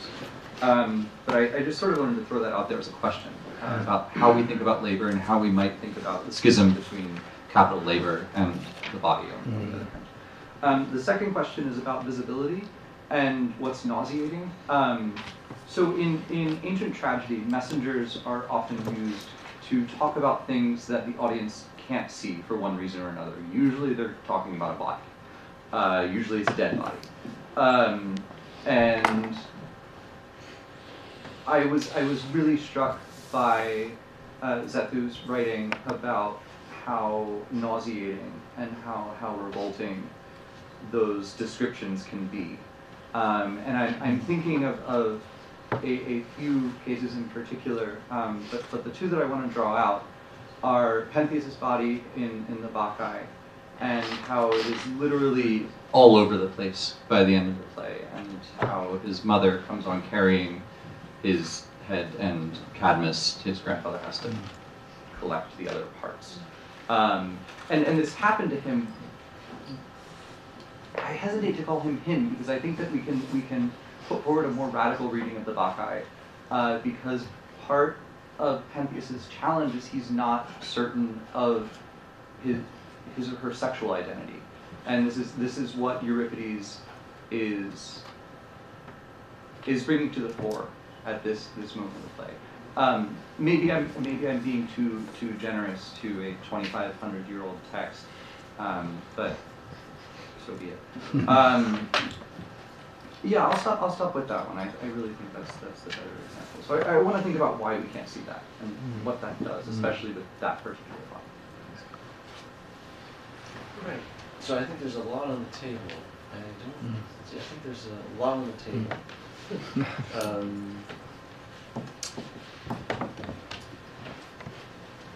Are there particular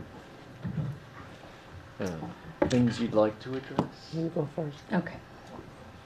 Go for it. Berusa's question I'm going to hold on to. I almost feel like, Patricia, that's one you might want to take. On the possibility of thinking about the body not just as a sexualized body or a body that we'd hack, but also thinking in spiritual dimensions, which is a really nice question. And it might be the direction that you're pushing in as well, that we're a bit too obsessed with this here and now body and not thinking about sort of the body, in terms of a belief system in which the body comes after a commitment to God, perhaps, or is just the place where you perform a particular kind of love or investment and so on. Grace, right? I think it's a good way of like reminding us that this is kind of a limited discussion that we're having, which also speaks to your question about the abstraction of the body in relationship to where we sit, the neighborhoods that we're in. I actually think this discussion is a little less abstract than a lot of discussions that either you could be having about the body, or certainly that we've had in other Uprising sessions, in the sense that, we're hearing about actual bodies in the context of Zethu's presentation. We're talking about actual contexts. We're not just debating like castration or something, or the petit objet art. We have a set of social contexts here that there's no social context that we could come up with that doesn't have a relationship to the body. So I think that we're doing an okay job of balancing that. I don't think we're just disappearing down the wormhole of abstract theory. But you feel free to tell me that that's completely wrong. I really love this question about the heterotopic dimensions of both the pharmaceutical turn and the architectural turn, and the question about, well, what is the factory? The there isn't a factory in the pharmacopornographical. We are the factory, we are the production line, and we are the consumers too. So that distinction between production and consumption is sort of involuted, in some way, because we are producing and consuming through our relationship to all of these everyday activities that we don't think of as work. And that's one of the sort of really insidious parts of the pharmaceutical regimes that we're all embedded in now, is that we're constantly doing we're advertising the products, we're showing their impact or their effects. The fact that we're living in a moment of an opioid addiction, is not incidental to the pharmaceutical regime that we're within. But what would be the sites of solidarity? I mean, they're going to be very different than what we thought of in the past in terms of a kind of physical gathering of people with shared interests. It seems to me like Preciado is great because he, in the way that Patricia was actually talking about, he begins with the witches in the 15th century. He's like, you know who witches were? Witches were people who really knew something about the pharmacon, and that knowledge was taken within the movement towards industrialization. Now we have, of course, biopiracy, which is doing some of the same work of extraction and commodification, and we are the delivery systems. So I think that labor is the thing that's become abstracted here. It's not about like the body and labor and the production line. It's a way in which they're sort of collapsing within the body. And at the point where you think you're at leisure or pleasure is the point that you're actually most laboring. And that's the sort of insidious turn of this pharmacopornographic. The future is a great way to ask questions about technology and the body, because, of course, there are these very well-funded people now, the transhumanists, who, I think there was a piece in the New York Times recently about them.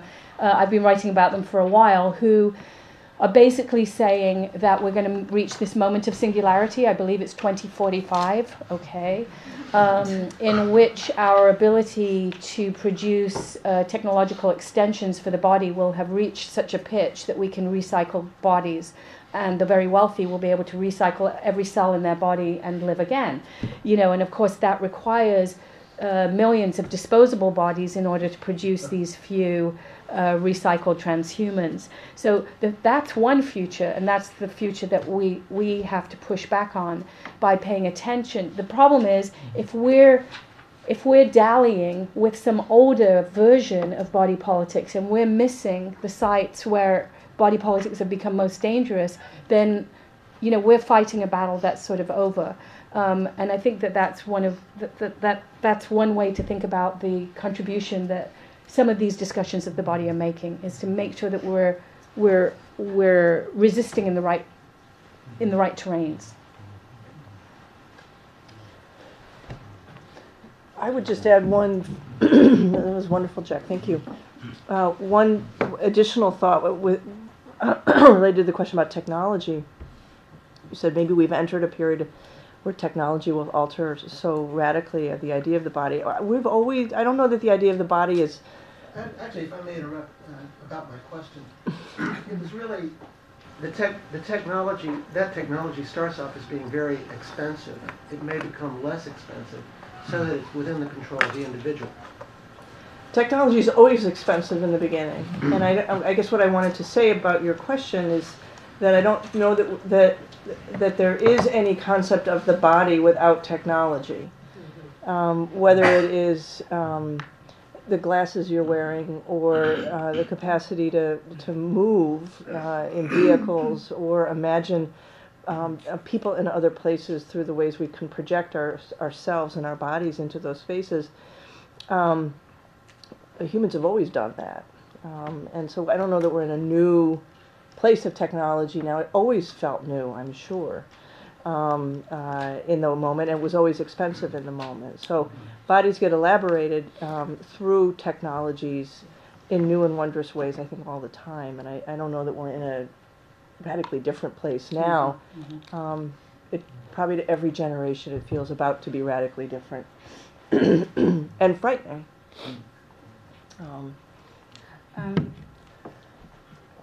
Actually, I want to go back to your talk, Katherine, and perhaps to take a question that Patricia posed in relation. Well, the question was to all of us, but I suppose I want to pose it to you and to think about my own fear of leaving the room and thinking we can't consider the moment or the now, but we need to think about the future.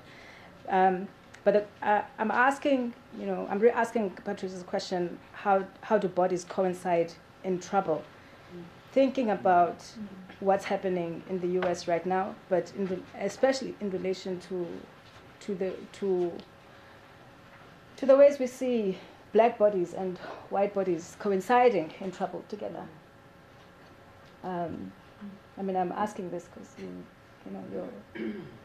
spent a significant amount of time thinking about this question around racialization, etc. Yeah, so I'm trying to think like how we can see this moment and what it offers, what it holds for the future in terms of these bodies. Which bodies are you most? Which bodies? Well, I'm interested in what you were asking in terms of the bodies coinciding, and I'm imagining, the bodies in America, all the bodies in the room. And the trouble that they cause to each other and where that would lead us to the future. Black bodies, brown bodies, white bodies. Mm-hmm. And I'm curious in the question, in the racializing of the body, and where that would lead us, and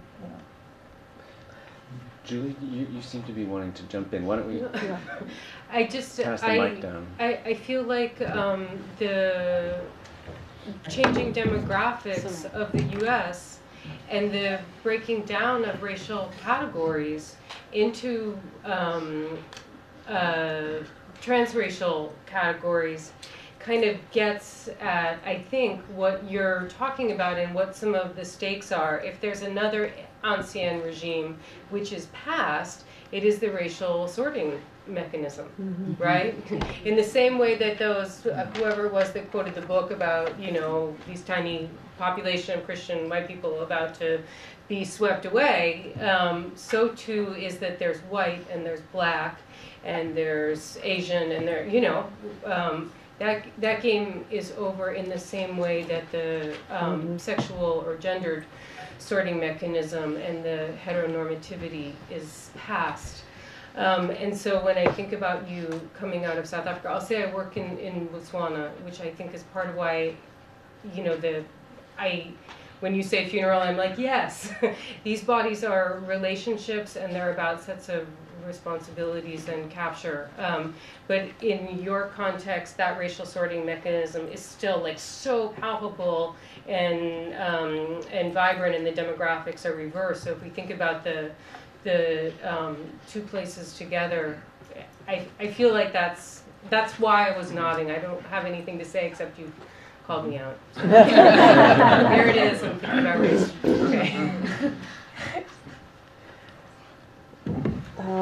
I know you asked such challenging questions. So I did read today that the new census will allow white people to specify more about their whiteness.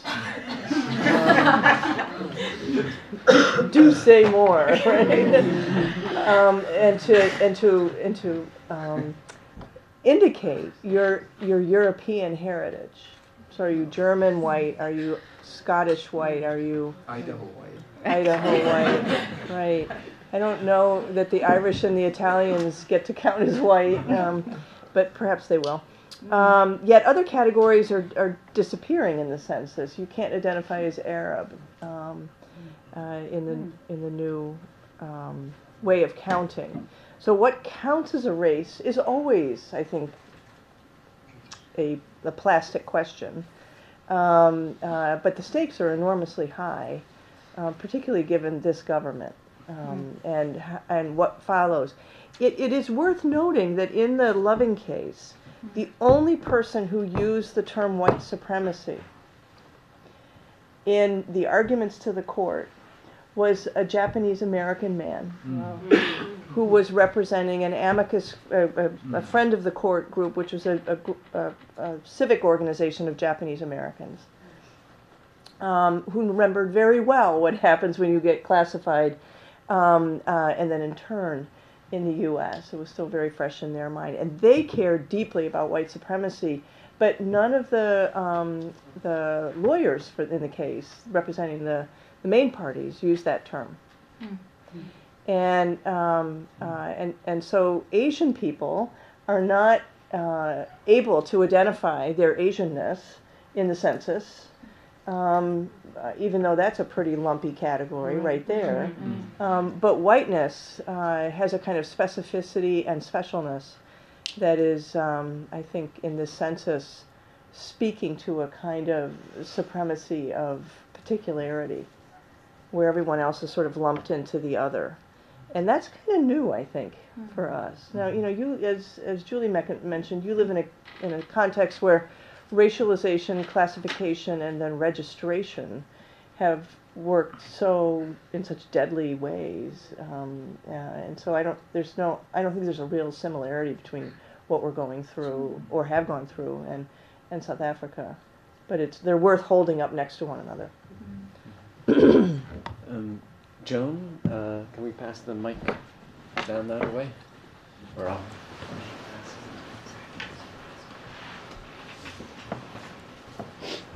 Thank you. It's kind of a broad question, but it's tying together a few themes that have come up. And really, I think that the main point that I want to bring up is about this question of labor and, who's doing the work for the state that we're talking about, the capitalist state. And I think it ties to all of the point, all of what each of you is addressing, which is which bodies are useful to the state and which bodies are useless to the state and why, and what the body and the body of the community is doing with the bodies that are useful and the bodies that are useless to the state, and asking what is it that they're useful to do.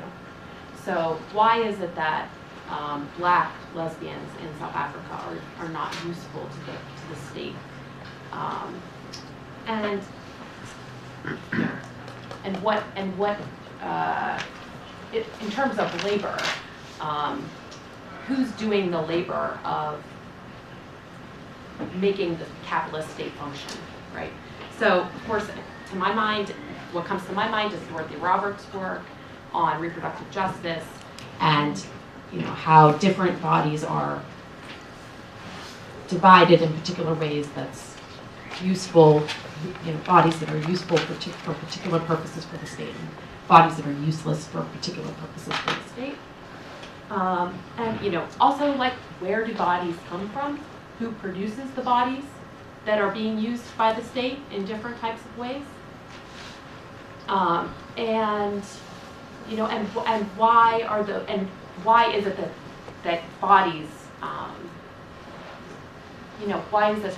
why is it that bodies consent to be used by the state? Is it because there aren't any other options? Is it because they actually are resisting the whole time? They actually aren't consenting, or both of those things maybe. So it's kind of a bigger picture questions about bodies and trying to tie it all together.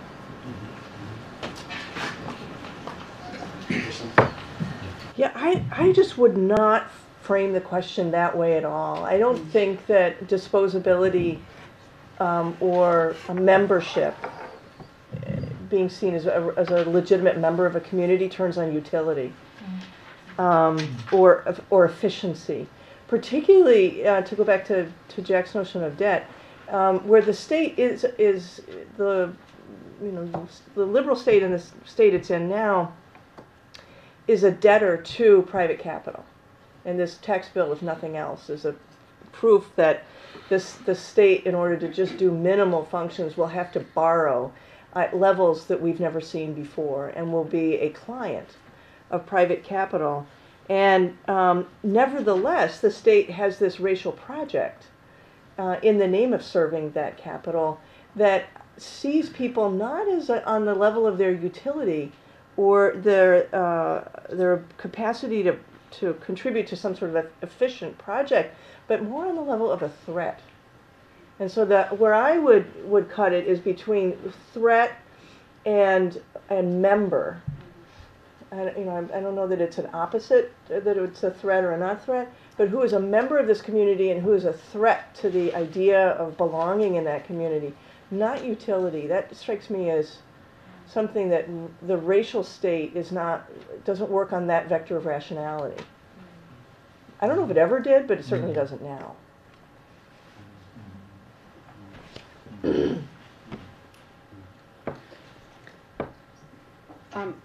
I guess I wanted to maybe extend the question beyond individual bodies and go to the larger question of members and social bodies, and think a little bit in those terms, and the danger of the totalizing forces with which we employ those kinds of terms of body, i.e. as a totalizing force that seeks, in a deadly way, its completion. And just wondered if we could reflect also, there's the same danger and trouble in social movements, as Jack, you've so eloquently outlined too, the kinds of ways in which certain social movements, tend to reproduce themselves ad infinitum in more caricatural ways, and often are extremely gendered. If you think of certain kinds of bonds of fraternity, and in very many kinds of social movements and political movements that have a certain capacity for erasure and silencing and rendering illegible of other things. So I know this seems kind of abstract. I give very many pointed examples, but I think you all know what I'm talking about. So let's do this then. I think there was one more hand. Oh, great. Where? Oh, great. Yeah.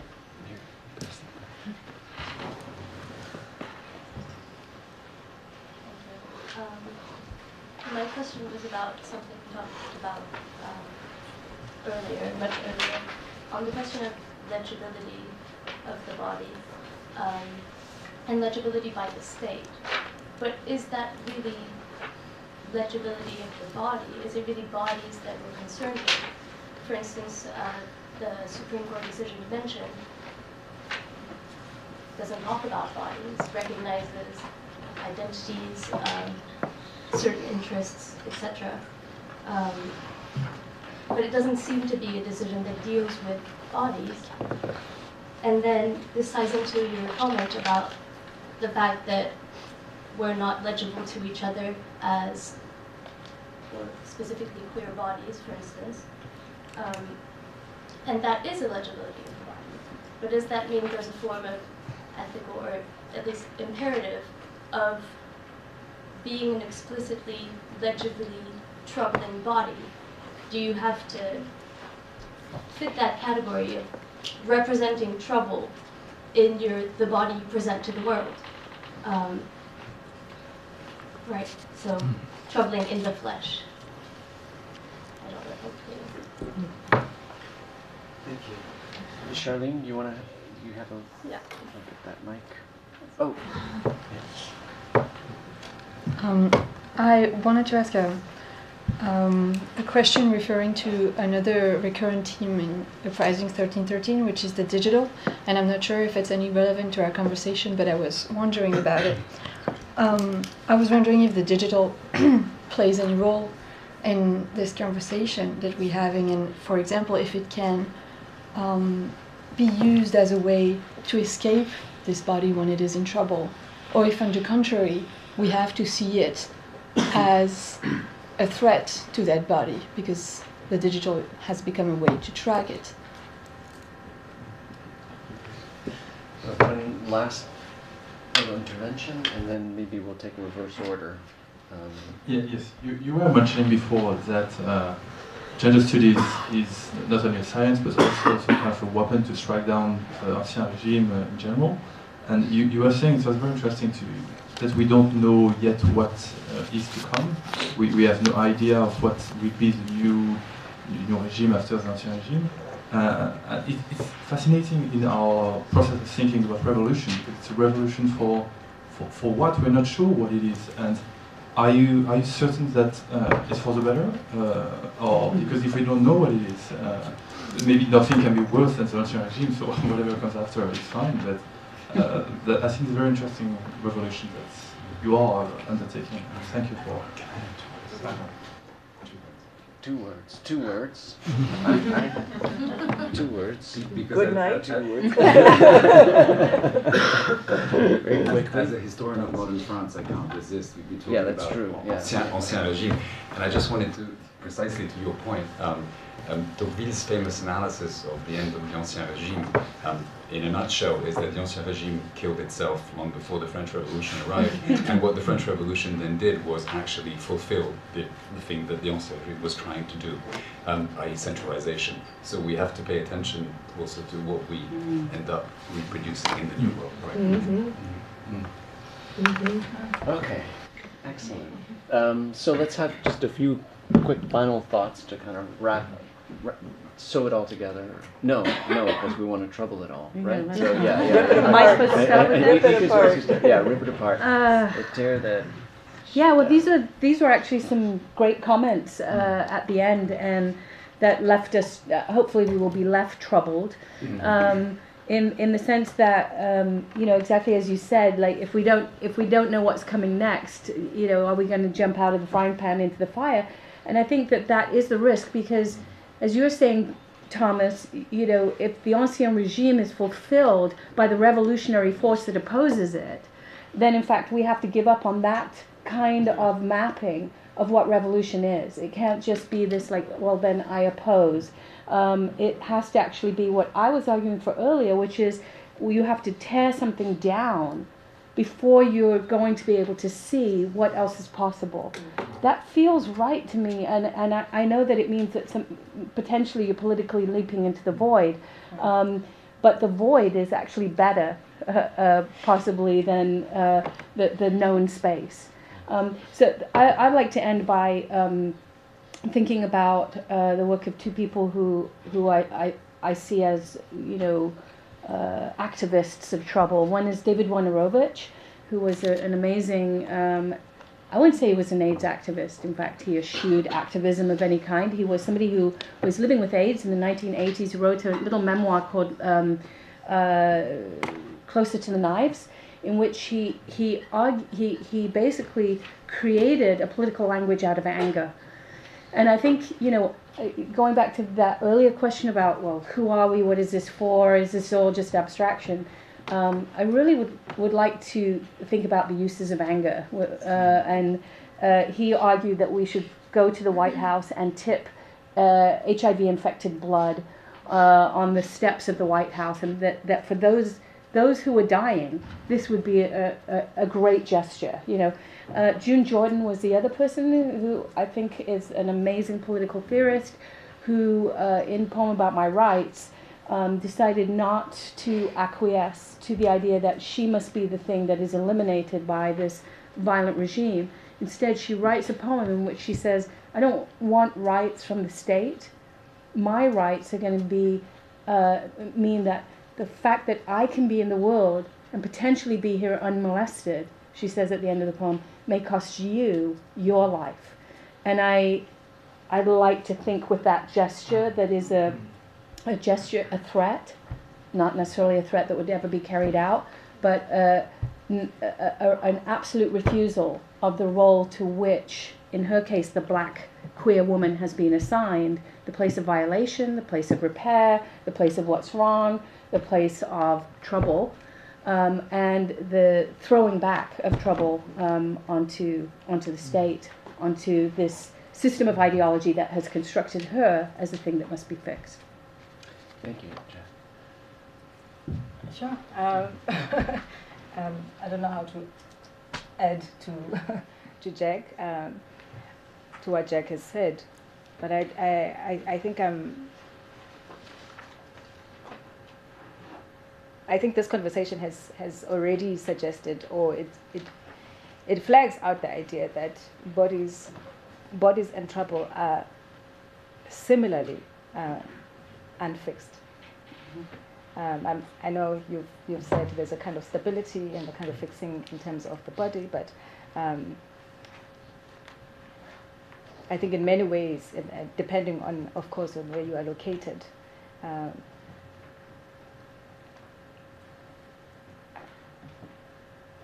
the idea of a full body, in some cases, does not exist completely. And I'm thinking here, for example, of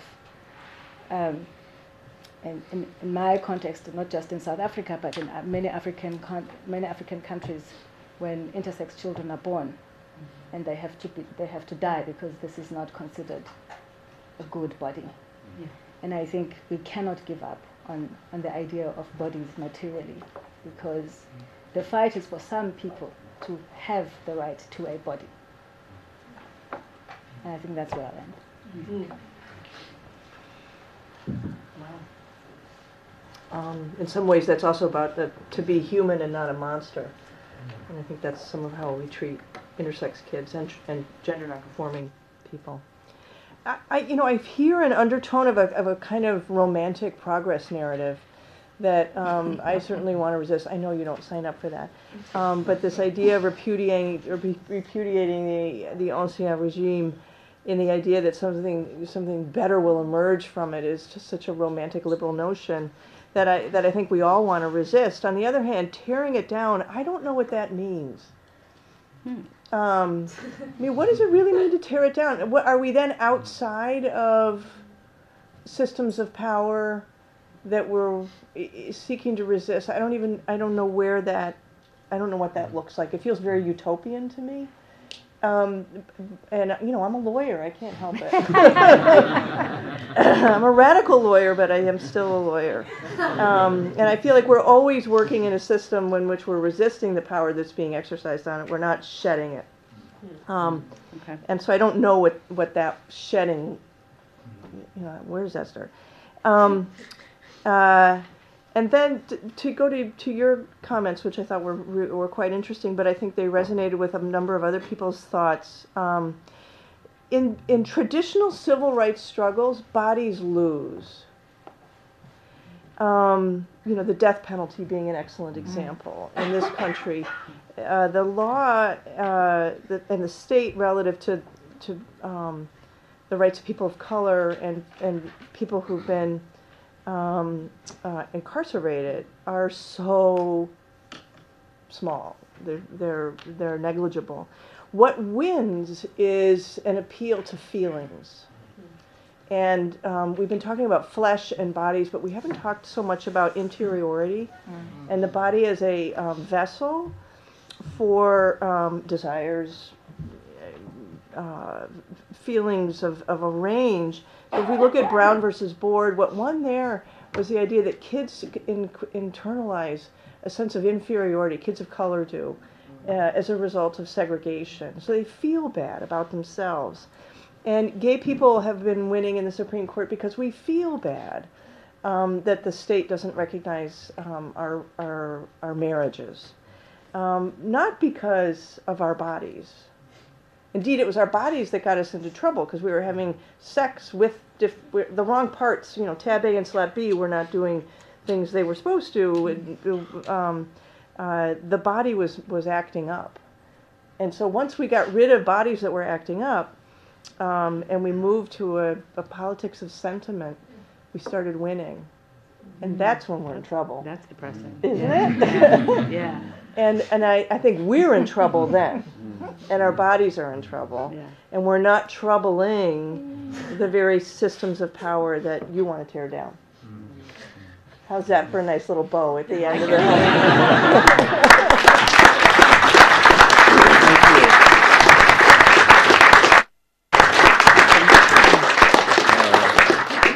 Thank you very much. And we hope to see you at Uprising 1013. Yeah.